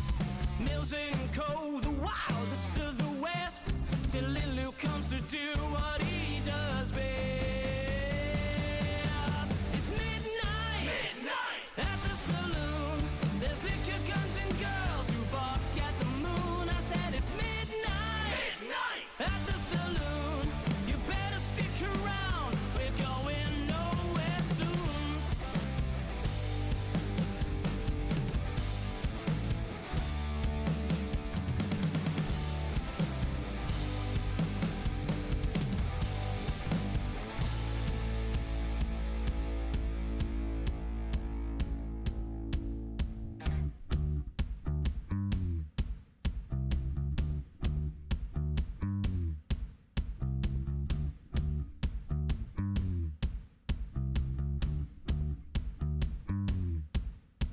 The scars on his face, a gun in his hand.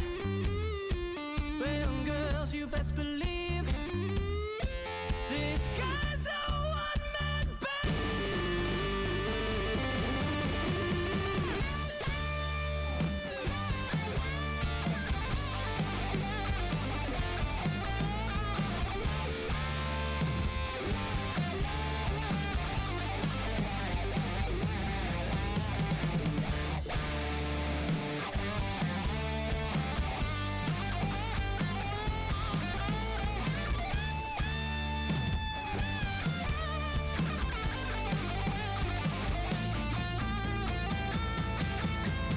It's midnight at the saloon. There's liquor, guns, and girls who bark at the moon. I said it's midnight at the saloon. You better stick around, we're going nowhere, 'cause it's midnight at the saloon. There's liquor, guns, and girls who bark at the moon. I said it's midnight at the saloon. Welcome back, everybody, to the third week of the Welsh Esports Community Tournament. We just saw the Pit Ponies take out the Pirates in a 3-1 series, but we're going to be following the Pirates into their next game against the Robins. I'm joined, of course, by Edu, as you can see on my right. Hello. Nice to be with you, Funky Monk. Now, I'm pretty excited to see what we are going to be watching have happen, as we just watched the Pirates have a good start and then a crash and burn effect, as we are, of course, I believe, jumping straight into the first map of Nepal again. So with Nepal being the map of choice, you know, we only are going to be seeing the best from these players, but I need to be seeing the best from everyone to be a little excited about how this is going to go down. But obviously, Nepal being that first map, because I think that's how we default here. I gotta ask you, do we think the Pirates are going to be jumping in with that same energy that we saw, or was the beatdown that they just experienced maybe a momentum killer? You know, I think they're going to be pretty confident going into Nepal, and I think it really will be a litmus test for how the rest of this series will go, because they were very dominant against the Pit Ponies on Nepal last time we saw them play, and if they can exhibit that same kind of dominance against the Robins, that'll be a huge confidence boost going into the next few maps, particularly because neither of these teams have won a game. Sorry, I was muted. Yeah, absolutely. Neither of these teams have taken a single game, but some have taken some rounds. So all you have to do is manage to get 3 at a time, guys. 3 rounds at a time. You can try your best. You can do your best. I know you guys have it in you. So will we see that? And 2 others. Yeah, I mean, it's definitely winnable. You got this. But here we go, jumping straight into Nepal. Let's see how this goes down. I'm going to Ilios. Ooh. All right. Not a map I thought was in the pool, but we move, I suppose. Okay. Oh, no, Ilios it is. Oh, no, it is. I saw Ilios, and I was like... I was very confused at that. Like, I saw the capital L, and I was like, oh, it's Lijiang. And then I saw the rest of the word, it's like, oh, it was Ilios the whole time. So we're going to Ilios. Yeah. Yeah. Oh, a monkey on both sides. Winton Hurrah. Overtouch and a Echo, honestly. And I also see Alexi on the Genji. Now, this player, if you don't know, has been a insane Genji player for some time. So I can't wait to see what they can do here. But I need to see if they're going to be able to have that same kind of energy against a Winston, against Speedy on a Sombra, and Sombra versus Genji. It's not the best kind of matchup you want to fight. Round 1. Capture. No, not at all. The Sombra just generally has a easier time. She's not necessarily as all in as a Genji, because a Sombra can just translocate out anytime she likes, as long as she decloaks in a relatively safe spot. But the Genji, you have to use that dash to engage, and that is your only movement ability. So it's either you get the kill and get the dash reset, or you don't and you die. It's going to be the first dive coming in from the Pirates, and a fantastic nade will have to be cleansed immediately. But Ryujin does fall to the Sombra, like I was saying. Yeah, and wow, triple killing it up. They're just holding left click, and bye-bye Speedy, making sure to make a speedy kill. That is going to be all 5 down. Team kill underway. Beautiful job here, and the first point is going to go to the Pirates. Pirates very confident in this game mode. I can say that with confidence. Enemy in my sight. Certainly so. The Robins, they've gone over onto the Diva, and they've gone over to the Lucio as well, maybe for a little bit more speed. The Diva is sort of the more traditional counter to the Winston if you want to keep the kind of divey setup that you have going, but Roach just doesn't agree with you, and will take out both DPS for the Robins, who will, again, have to reset, even in this incredibly offensive position for the Pirates. Yeah, it's incredibly offensive here. It is going to be these guys getting super aggressive, and hopefully you can see that. But wait, did you just see that TP that I just saw? That Reaper managed to use his ability to move a solid 3 inches in forward, but things happen. Let's see if it's going to be good enough as we are watching these guys continue the streak forward. And might be able to run it down. Yeah, the Robins are just going for the full-on anti-Winston battle. Alex just tunnel visioned on the Winston too hard and got picked up there by Mori. And the headshot there to take them out. The Pirates, they're just going to keep pressing W into the Robins. This is a slaughter. This is not the position that you want to be in. Not once, not at all, and not here, not now. So let's see what they can do now here. Speedy just demeching people. 4 ultimates are on the board here. You got the EMP, you got the Monkey Rage, you got the Kitsune, and you got, of course, the Beat Drop. So can we see what the Robins can do to try to counter this?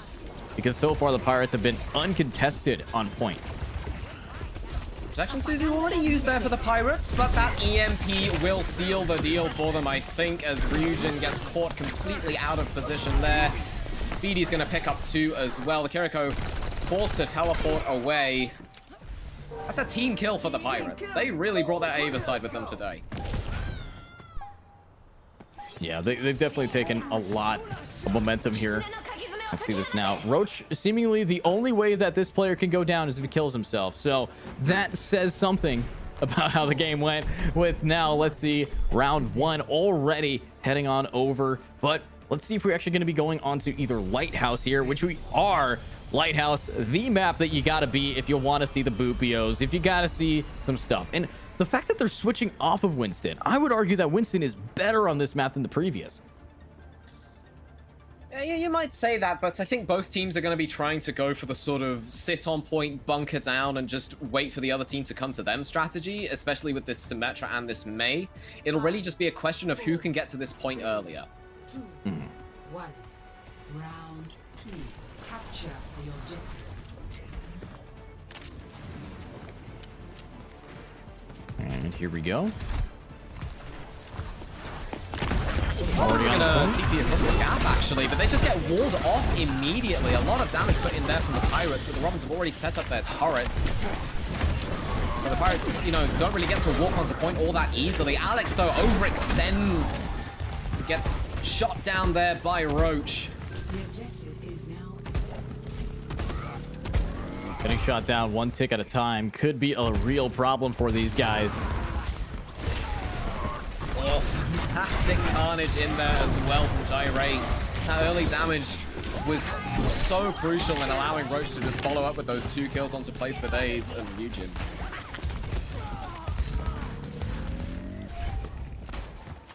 Definitely happy about this position that they found themselves in, but now we are seeing yet again Pirates immediately take it back. This is the first time we saw the Robins on the point, and that was due to the fact that they had Alexi on the Symmetra. But this time we're seeing something a little different. We're seeing something that might be a point of contention for them, and hopefully not too negative, but let's see this TP onto point. Let's see how they're going to be able to do it. No, you're just met by the carnage immediately, and it doesn't really matter, you know, how much focus fire you can put onto that Junker Queen. At the end of the day, she's going to get an immediate cooldown reset from that. The Pirates just, again, committing Avasalt. Just the slaughter of birds. Thank you for Fun the definition of Avicide. And yeah, you know, with that in mind, let's see what else can be slaughtered here, as it is going to be a huge ultimate here coming out. Yeah, fantastic rampage. Cleanup is just there.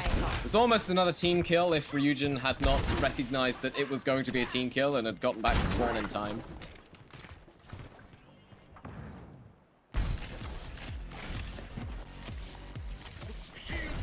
All right, let's see this now. Another TP on a point. How many times do you have to do the same thing before it works? But no, they fake it. Fair enough. I guess they wanted to sort of bait the cooldowns out. Go for the photon barrier. Oh no! What a move from Corey! Takes place with Aiden box off the back. Ultimate blast. Death Blossom goes in from Roach as well, but the real star of that fight was definitely Mori. What a star.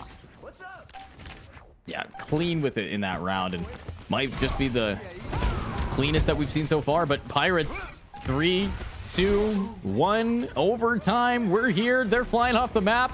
Wait, why did we just see the Doomfist fly off the map? I think he missed the punch. Ah, good job. That tends to happen if you play Doomfist. Trust me, it is as embarrassing as you think it is. Yeah. But, oh wait, does he not have his uppercut anymore? No. He has a power block instead for extra tankiness. What a loser. Get nerfed. Sorry. It's not enough at all. If you get like enough damage into the power block, you get like a super punch. It goes faster, does more damage, can hit multiple people. Yeah, and you can fly off the map at 8 times the speed. At 8 times the speed, exactly. That's how most Doomfists end up off the map. Is that they go for the punch, they assume that they're gonna go a certain speed, and then they just go even faster and just miss the target entirely. At least that's the excuse I use. Oh, of course. A smart excuse, though. You got to use an excuse that can be fact-checked by the meta. And right now, we're going to be meeting a new map here. We're going to be seeing what's going to happen next, as I believe the next one is going to be a hybrid Kings Row, Kings Row or New York Midtown. So what would you want to see these guys? We just saw Ilios here, so we should be seeing, hopefully, maybe a Midtown to spice things up a bit compared to that last game. Yes, hopefully a little bit of spice, but again, the other option is King's Row, and when Overwatch players are presented with any other map in the game or King's Row, they will pick King's Row 90% of the time, and there's nothing I can do about it apart from protest. Yeah, that's definitely true here. Let's see if we are going to be seeing that protestion coming out here. With, of course, let me double check with little Joe here what our next game is going to be. But with the Pirates taking that round, I'm fairly excited to see what is next. But you say that Overwatch players likes King's Row a lot. Mm-hmm. I think that people like Nepal more than they like the map of Ilios. So I don't know. I think someone in this lobby that is picking the maps for this team is changing it up to the point where we're not going to have the same kind of effective when it comes to how they actually choose maps. Maybe just, we've lost every other map. Why don't we stop going to King's Row? Because they played in this for a few weeks now. I think this is week 3 here. So No, they're going to King's Row. Damn it. I feel the same.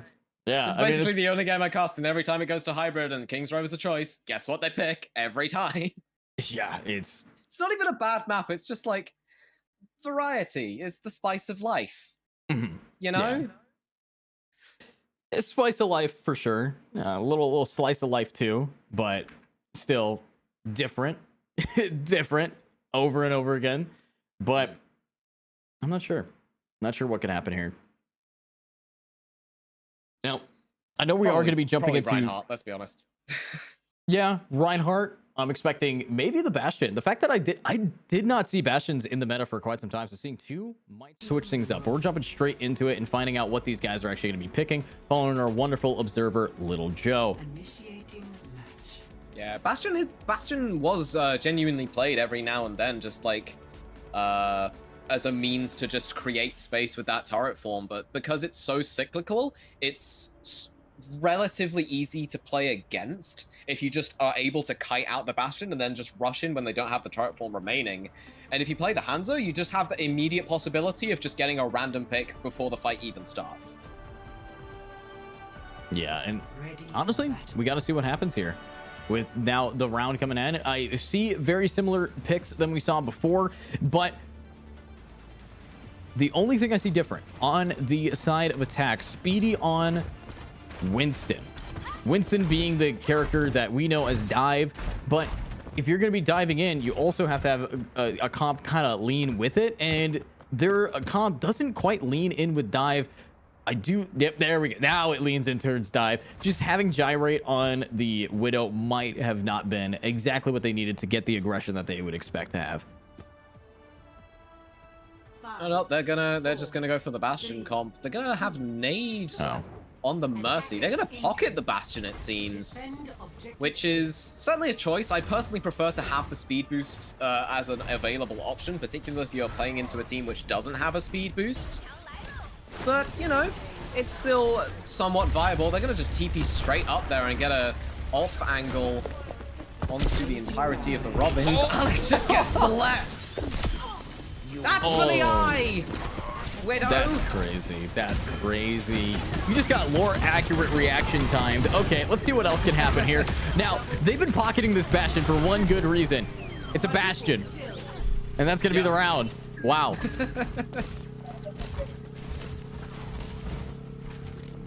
Yeah, what else is there to say? Pirates just took a TP that the Robins didn't expect. Alex got caught out, and everything just kind of crumbled for the Robins.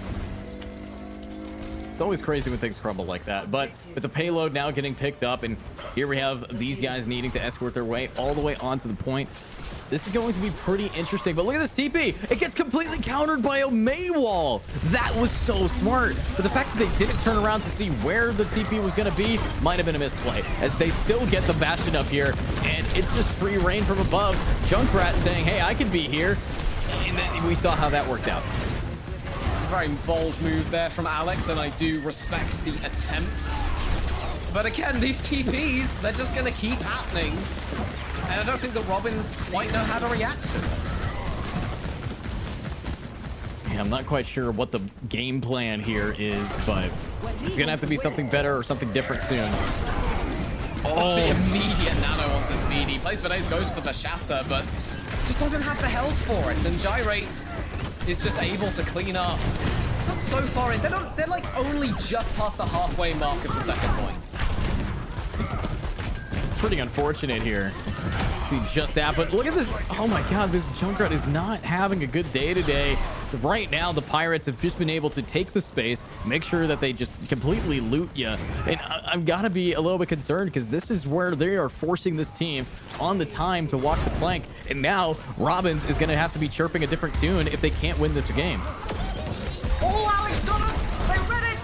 They read the TP! Alex able to get an incredibly clutch pick onto nades. The points contest is happening now for the Robins, even though Place for Days does get taken out and the point gets capped because the Robins didn't push up with them. That's a crying shame. Crying shame, but it tends to happen. See what happens now, though. Another team kill. I've heard the announcer say team kill more than I've heard any kills happen from the side of the Robins. It's just not really working out for them. But let's stop being toxic and let's start talking about how these guys need to pick up the paces. But I like the Maywalls. These Maywalls have been crucial. This ultimate not connecting to do any damage into an immediate photon. Yeah, that's incredibly rough as well. Since if he goes in, just puts Speedy all the way in the back line, takes out Ryujin, as you do if you're Speedy. Pirates already secured 3 picks. Nano boost out onto the Bastion. Plays for days. Can only block the incoming damage. That's just it. I think the Pirates just have this. And I think you'd be 100% right about that. This is going to be map 2 here. Quickly taken. Oh, sorry. Not map. Round 1. The first round. I know, but it just felt... Okay. I know. I'm not going to be... Yeah. Okay, sorry. My bad. This map and the next map will be quickly taken. Oh, dear. But... Initiating match. Let's see what happens now. What would Batman say?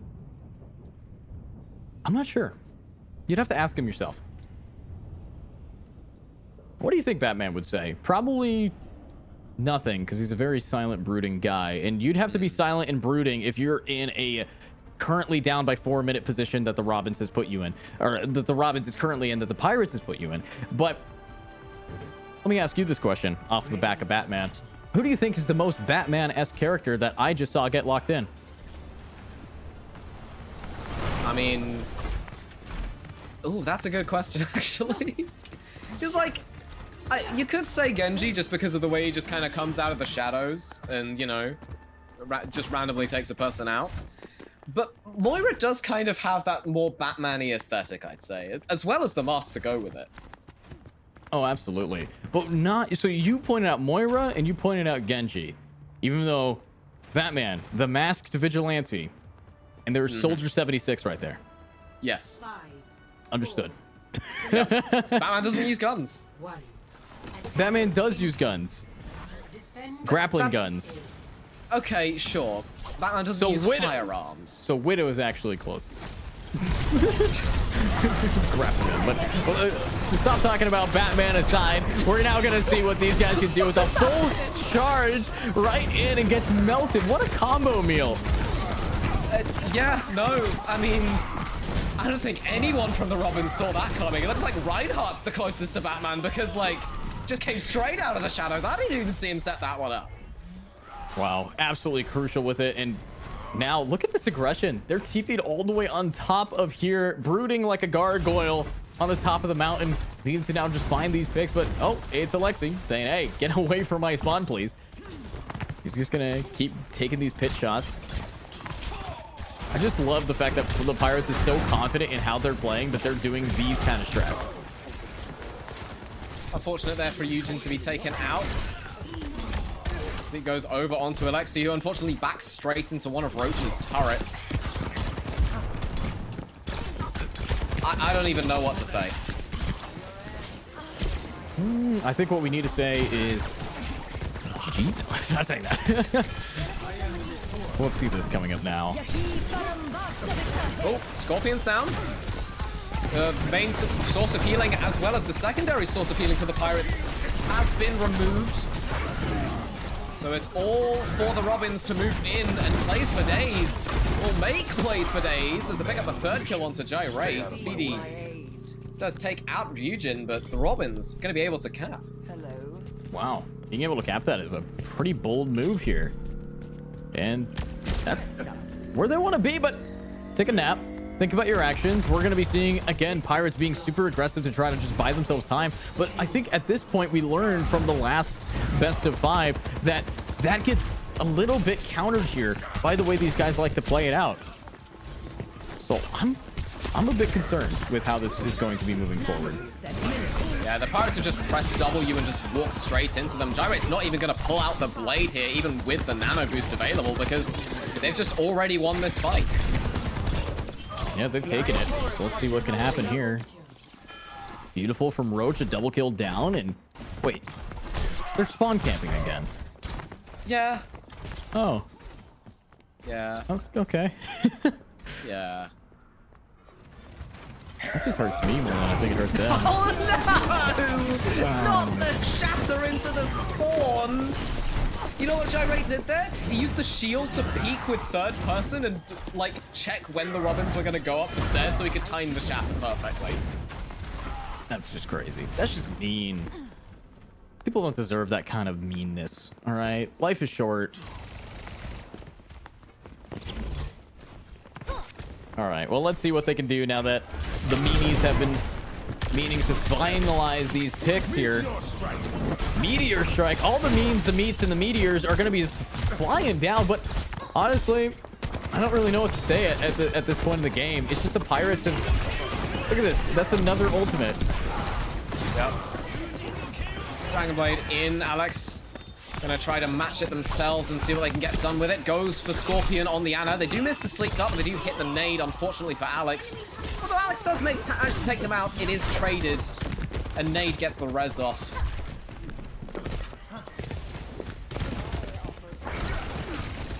And here we go. Now, with that res off, let's see if they're going to be able to just pop off. Wait. Oh. They're flexing right now. You're going for the most ambitious play style. And it is working so well. To be fair, though, the Robins, they've taken out both of the Pirate supports. So, you know, they have the better respawns. They're going to be able to get back into the fight quicker. If they're able to mop up Speedy, Gyrate, and Roach, they're sitting pretty here. That's very true. They are sitting pretty poor. But here we go. Another pick from Gyrate takes out their support, and if you're grabbing supports, you're gonna have a bad time. This is just so evil from them.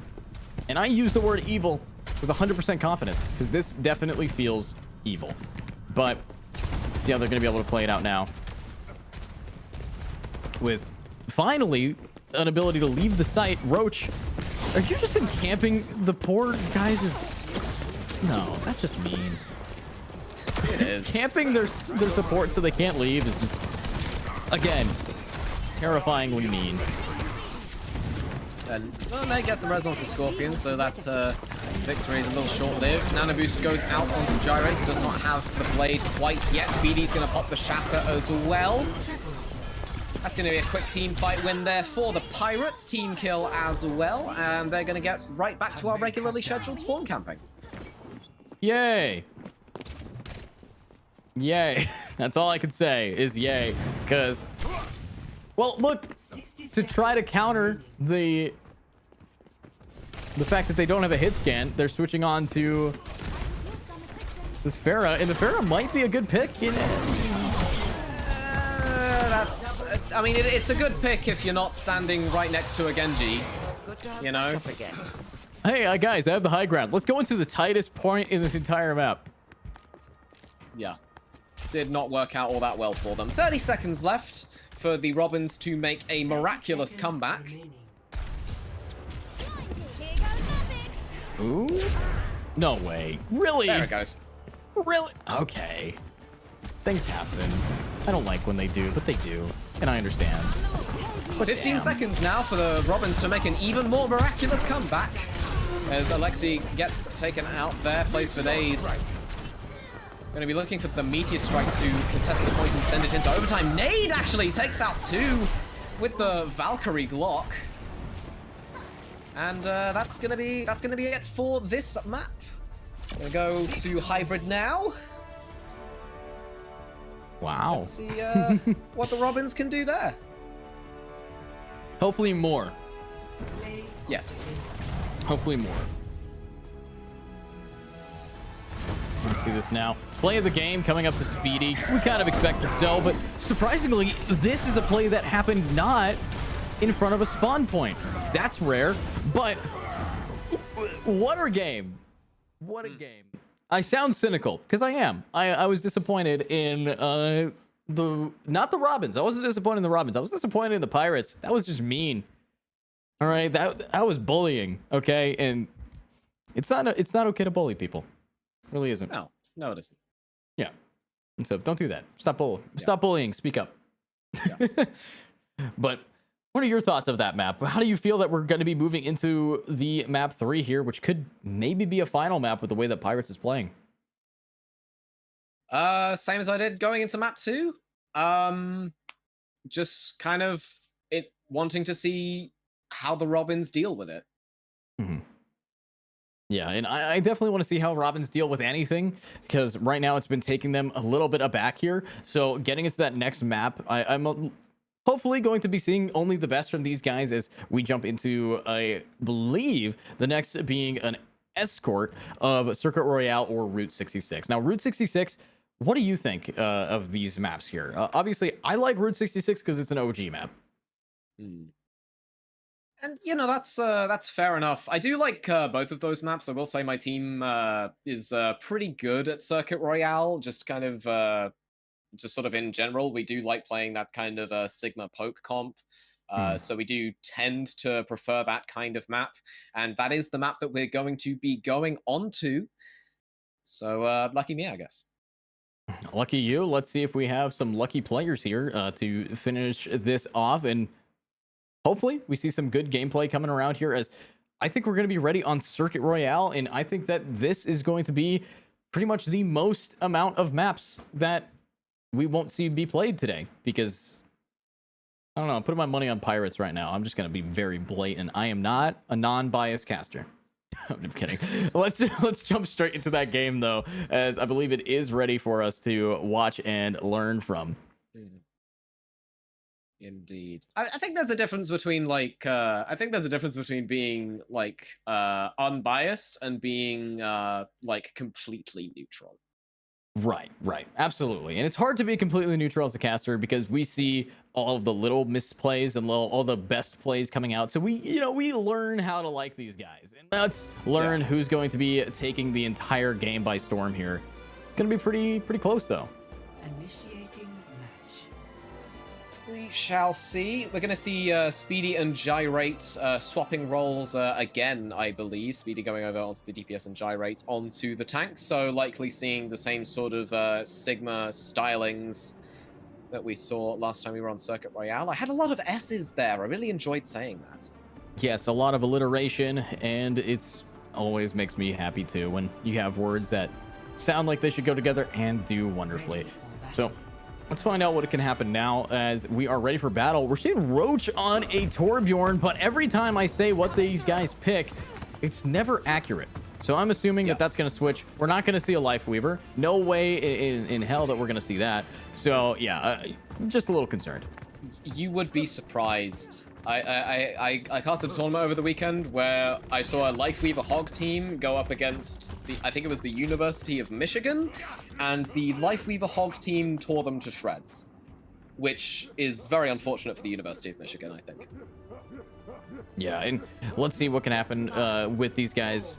Now, not sticking to it though. They didn't stick to the Life Weaver, but unfortunately, this isn't the University of Michigan.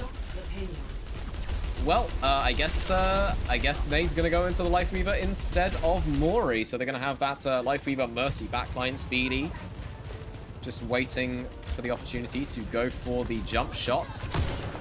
A little bit of BM.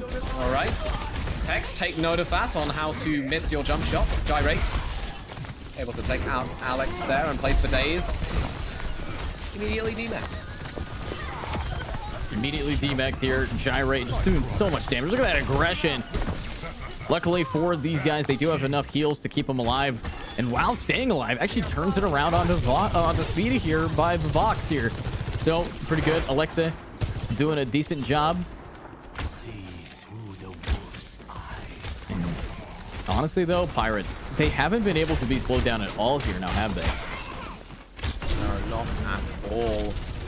Place for Days, can't even move at all without having half their health bars just obliterated by a Widow headshot. Goes for the jump shot as well. Speedy only finds the body. Oh no, Roach found a hammer kill! You can't do this to people! Okay, we've officially crossed into war crime territory, I think. It's gone from cyberbullying to war crime now. Hell yeah. That's what I like to see. A little bit of BMing, a little bit of hammer plays, and I think they just gave up there. I mean, oh my God, that is a stinging play. That stung me. All right, I'm not even like playing right now, and that hurt. Did Speedy just gank and flank on a Winston before they even capped the first? Okay. Yeah, I think the Equality and Human Rights Commission are going to have something to say about that. But, you know, still a chance for the Robins. They have taken out Speedy.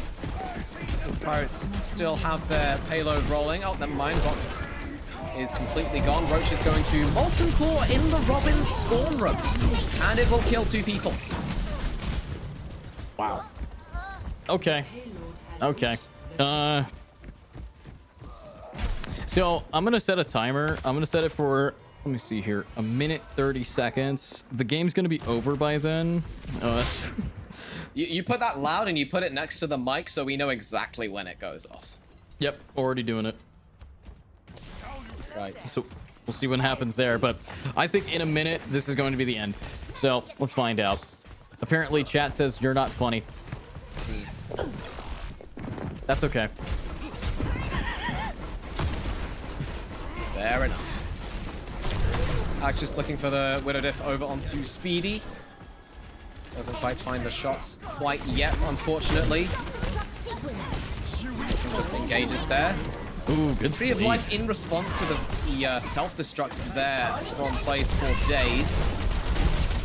Speedy will find Vox, so the Robins do have a pick going into this fight. Oh, sorry, no, never mind. It was the Pirates. I wanted so bad for the Robins to have something going for them that I just lied to myself. I am so sorry. That's okay. It makes sense. Sometimes you have to lie to yourself. But let's see what can happen here. Looks like Roach on the Scorpions being super aggressive. But that's just what you got to do. Roach has definitely picked up the pace where we saw from I Am Noob. And might be able to keep this going.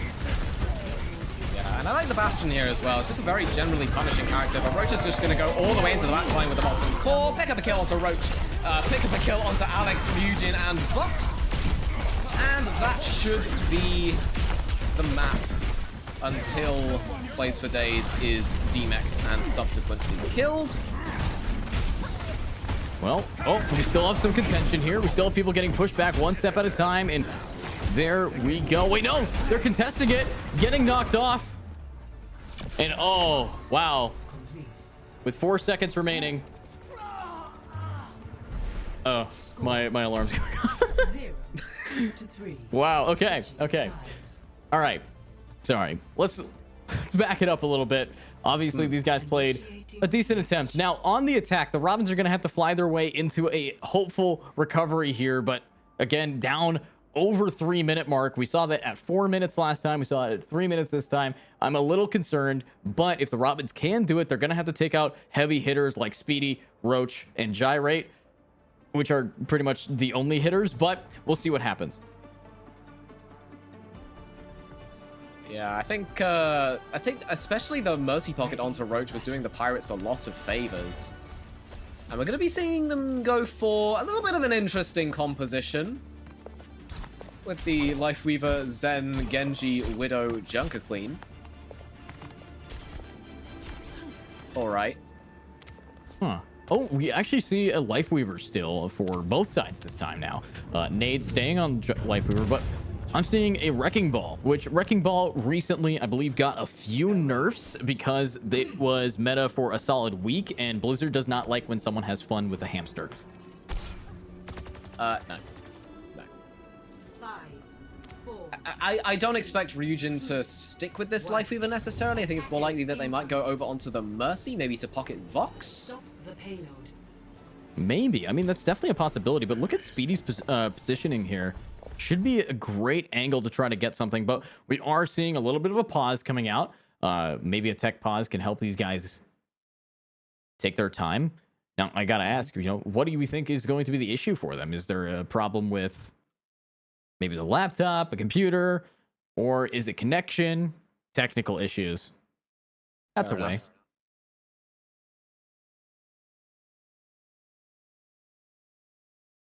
Well, while we wait for that game to come, we'll come back into our fancy faces. So, Funky, You know, we are seeing the Pirates definitely taking a big stride here, as both of these teams have to get themselves at least in the seed somehow by winning at least one, as none of them have yet won an entire best of 5. So your prediction, what's the thought process? What does Robins need to do differently? What are we seeing here? Honestly, I'm not necessarily quite sure, because the Robins just seem to be getting mechanically diffed. I think it might help them. Yeah. Like, there's no real like kind way you can put that. They're just kind of getting mechanically diffed. Yeah, and you can feel that for certain. They are pushing them back, and you know, when it comes to mechanical difference, is it just the fact that they're not as keen with the abilities? Is it their movement that's the problem? Is it their aim that's the problem? Or is it just a overall across the board, we have a B tier team versus an A tier team? I do think it might just genuinely be an across the board thing. I will say that I think the Robins team comps have been not necessarily the most synergistic. It just kind of seems like they're picking the heroes that they feel like they're best at, which is fair enough. But at a certain point, you've got to, really buckle down on those synergies and start to like kind of play those meta compositions and maybe scrim a little bit, just kind of, just sort of get better, I guess. Yeah, makes sense. I guess, scrim a bit, work around your team, team composition wise. We see a lot of difference. I know currently locked in, we see that we have an Echo and an Orisa and a Widow. So very much all over the board. They're not following us any certain metas. I think that they need to definitely reach into a bag of playbooks and hopefully read a few, because it's not looking too hot when it comes to the overall play style from them. But I know that they should be able to pick up the paces here, as long as, practice your stuff, get your warm-ups in, get your stretches going for you. But at the same time, Pirates, I think, has a bit of an advantage here, because they just played a game against a team so much better than they were, that kind of preps you to focus on the little details. But actually, it looks like we're jumping straight into the game. The pause is already gone. No one's turning around for Speedy except for the Zen. No, I'm quite surprised to not see Vox immediately turning around. Lazy, though, finds Speedy. Very nicely done. Gyrate's going to be going in now, looking for that pile drive, maybe that dive setup. Not going to quite find it, unfortunately, and gets taken out on the exits, but Roach is going to trade out the kill onto Plays for Days and store the payload for a little bit longer. But Lazy's just been popping off today. Wow, Lazy clean shot down onto Roach, and from long distance assists Ryujin to get Mori. This is actually, maybe in that technical pause, they opened up a little bit of a training bot to help them learn what they're doing, or maybe just gave themselves a more adequate amount of time in between matches to really say, I need to play better. Beautiful sleep dart onto Speedy. I mean, I think that might also be, it's relatively easy to play into Lifeweaver Zen, which is not necessarily a support line that you see all too often, and I'd say that's for good reason, because you can't out-heal that kind of Echo Beam, and you can't save the Genji because you've already used that Life Grip on them early when they got slept, and as such, just kind of a free kill there for Vox. Yeah, it's going to be a free pick coming out there from them, and looking at this util, it's really just Lazy on fire now, being able to come back. And honestly, I do want to say thank you, Blizzard, for bringing back the on fire. Always is nice to get a visual that a player is doing well outside of the kill feed. Yeah, and I like the way they've integrated it into the kill feed as well, just to, make it easy for casters like us to tell who's doing well, aside from just looking at statistics. Yeah, and these statistics should be looking pretty hot right now for the side of the Robins currently. They really are doing a lot of damage on the Zen, but here we go. Ultimates are underway. It's gonna be tough. Yeah, they lost their Widow early, and the Pirates just were able to walk in, use 4 ultimates, and take that fight. Sorry, 3 ultimates. I misread 73 for 13, apparently. Wow. And Alexei being able to just take a lot of damage.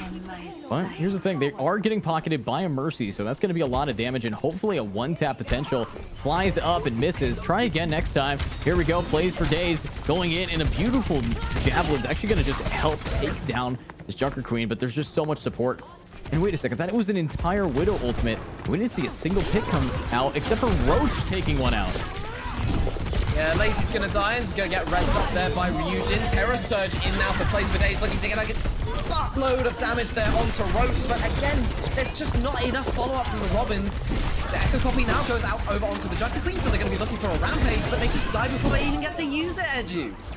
Jesus, it's just a back and forth. I mean, no coordination is what I'm seeing the main problem from the Robins. Technical skill, what we're seeing from Plays for Days has been able to be the guy who's getting your frags, but okay, I gotta pause. What did Roach just do? They're spawn camping again. Remember when I said mechanics diff? Yeah, I guess you're right. That's kind of what I meant. Yeah. But at the same time, Plays for Days just popped an ultimate that no one was able to go with them on. And why is that a problem? You have 2 DPS. You got Alexa currently sitting at the bottom of nowhere trying to go for jump shots. So little plays like this, you're not playing around your teammates. You're not going to play to win. Rampage goes in. Lazy wisely holds on to the Transcendence, knowing that that will do literally nothing against an anti-heal effect. Just going to reset the fight and go again. Yeah, and with this fight now getting reset, this is pretty nuts. Lazy being the MVP, definitely a good moment for them, but at the same time, I need to be seeing what these guys can do with this ultimate. This Transcendence should be able to completely stop, of course, the ultimate here from Speedy. If you don't have the Dragon Blade, you should be okay, but oh my God, seeing that new magnetic nade is great, but also seeing Roach get kills is common. Yeah, no, Roach is just behind the Robins. And was eventually dealt with, but not before, you know, both supports fell for them. And Mori's just gonna take a little bit of a stretch, you know, maybe check out some new bags. The fact that this team is BMing so hard to be AFK emoting on a couch, literally taking the lazy way out of doing things, while Gyrate and Roach just get kills after kills after kills. Like, look at this. He's just taunting over here. Yeah, I don't really know what to say about that. I mean, it is a little bit BM. Basically, a little bit of maybe a free shot there for Alex if they're able to get the angle onto Mori in time. They have been forced out a little bit there. Tree of Life is available for nade as well, so if anything happens, they have bats to fall back on. Valkyrie popped in response to the rampage, but again, can't out-heal an anti-nade. Oh, and when you were talking about mechanic diff, I just saw a 360, so yeah. Okay. The Robins have been having a rough time this tournament. I'm just glad that the Robins have been able to accept their fate and now are focusing on having fun. And, you know, they're talking to each other and they're like playing for little things like that. You know, it's about having fun. I just don't know how you can have fun when you're facing down the barrel of Roach. Yeah, and it's, you know, it's definitely good to have fun. There are actually, you know, 2 teams that dropped out of this tournament. So it's, you know, really commendable that the Robins are able to stay in for this long. Be that as it may, we're going to go into overtime with the Robins sitting on that cart, trying to get a little bit of extra point progression. Speedy's just going to go all the way into the backline, falling incredibly low. Has the deflect available, but Lazy kicks him in the face, takes him out. Terror Surge goes in, met by the Transcendence. Lazy picking up nade, gonna try to pick up Mori as well as punishment for all of that stretching they did earlier. Ooh, Roach going for the style points, takes out the dang Tracer. Okay, it's not mechanics diff. It is, you know, they hopped on a spaceship. Yeah. The gap in between these guys is so massive. It could fit all of the planets in our solar system in between it, from the moon and back. Yes, because that's an actual true thing, and I was going to mention it until you did. Speedy has the Dragon Blade available. We'll be looking to use it after this Transcendence expires. Just looking for an angle onto the backline right now. Nade looks at his tank on critical HP and goes, yeah, I can hold on to this Tree of Life for a little bit longer here. Why do I need to use ultimates when I can just shoot them? Okay, maybe they should have used some ultimates. Maybe they're just trying to extend the game a little bit longer. Who knows? Yeah, maybe they want to get more kills for their reels. Maybe they want to have some more fun with us today. But welcome to the Hotel Arch, where we need to see who's going to be taking the cake with, of course, 1 minute, 20 seconds. Good luck.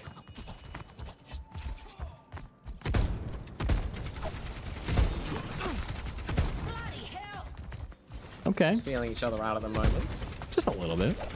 Just a little bit of a sort of a poke do-si-do going on. Speedy looking to take some aggressive positioning here and find an angle onto the back line.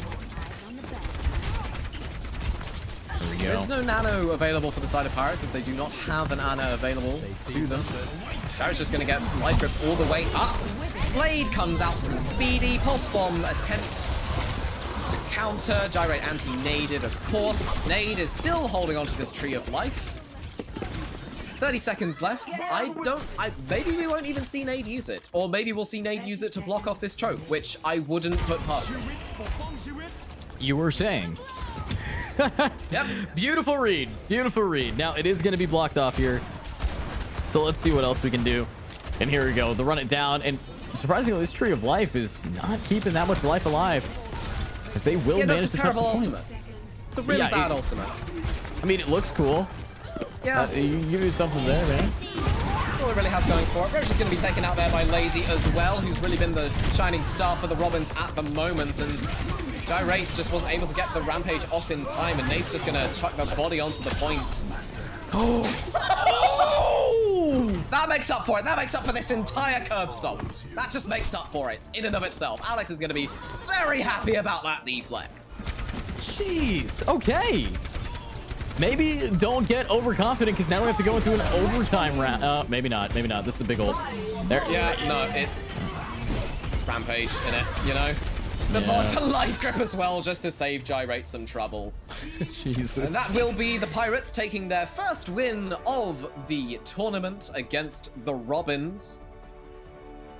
Yeah, I mean what taking their else first can you win. really say? Yeah, you'll take it.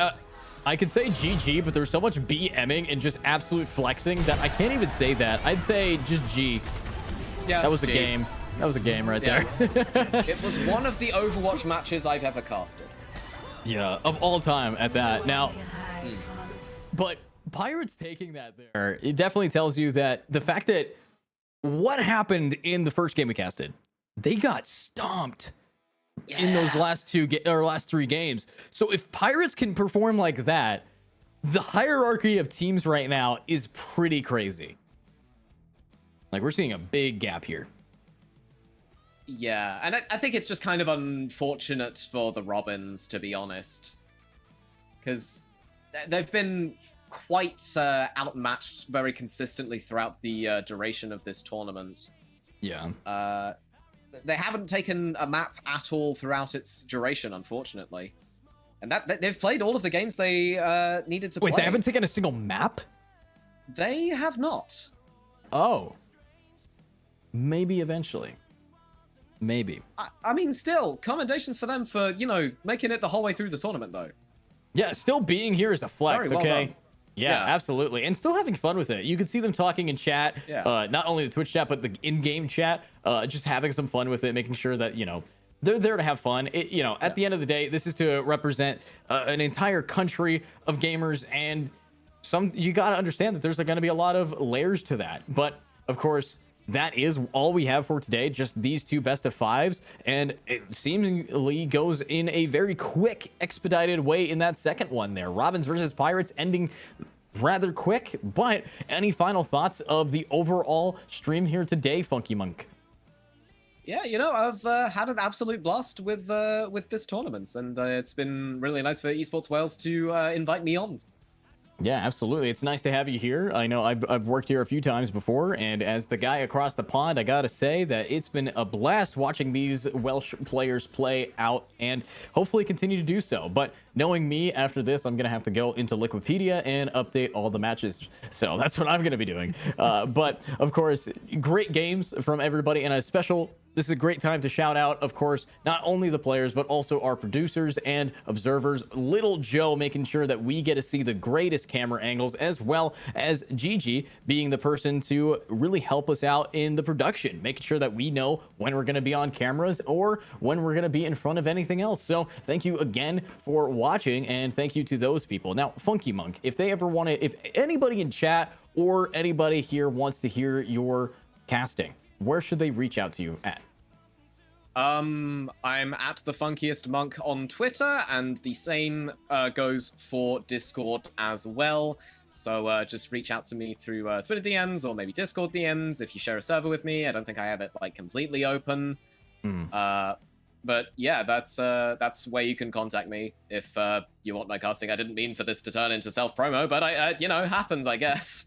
Well, you gotta shout yourself out, because then who gets to know where to find the funkiest of the monkeys? Now, let me ask you again, anybody in chat, if you had fun, say GG's in chat. But I think that will be the end of the day. If you guys want to see anything else, make sure to follow the Welsh Esports League at EsportsWales on Twitch. You can just hit that little heart button right there, because there are a lot more tournaments than just Overwatch. So if you want to see Welsh players compete in Dota 2, Rainbow Six, Rainbow Six, Rocket League, I mean, there's so many different ones. Valorant is another one. Yep.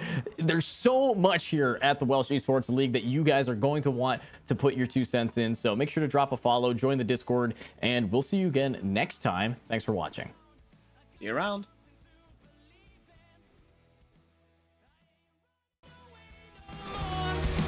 Because you're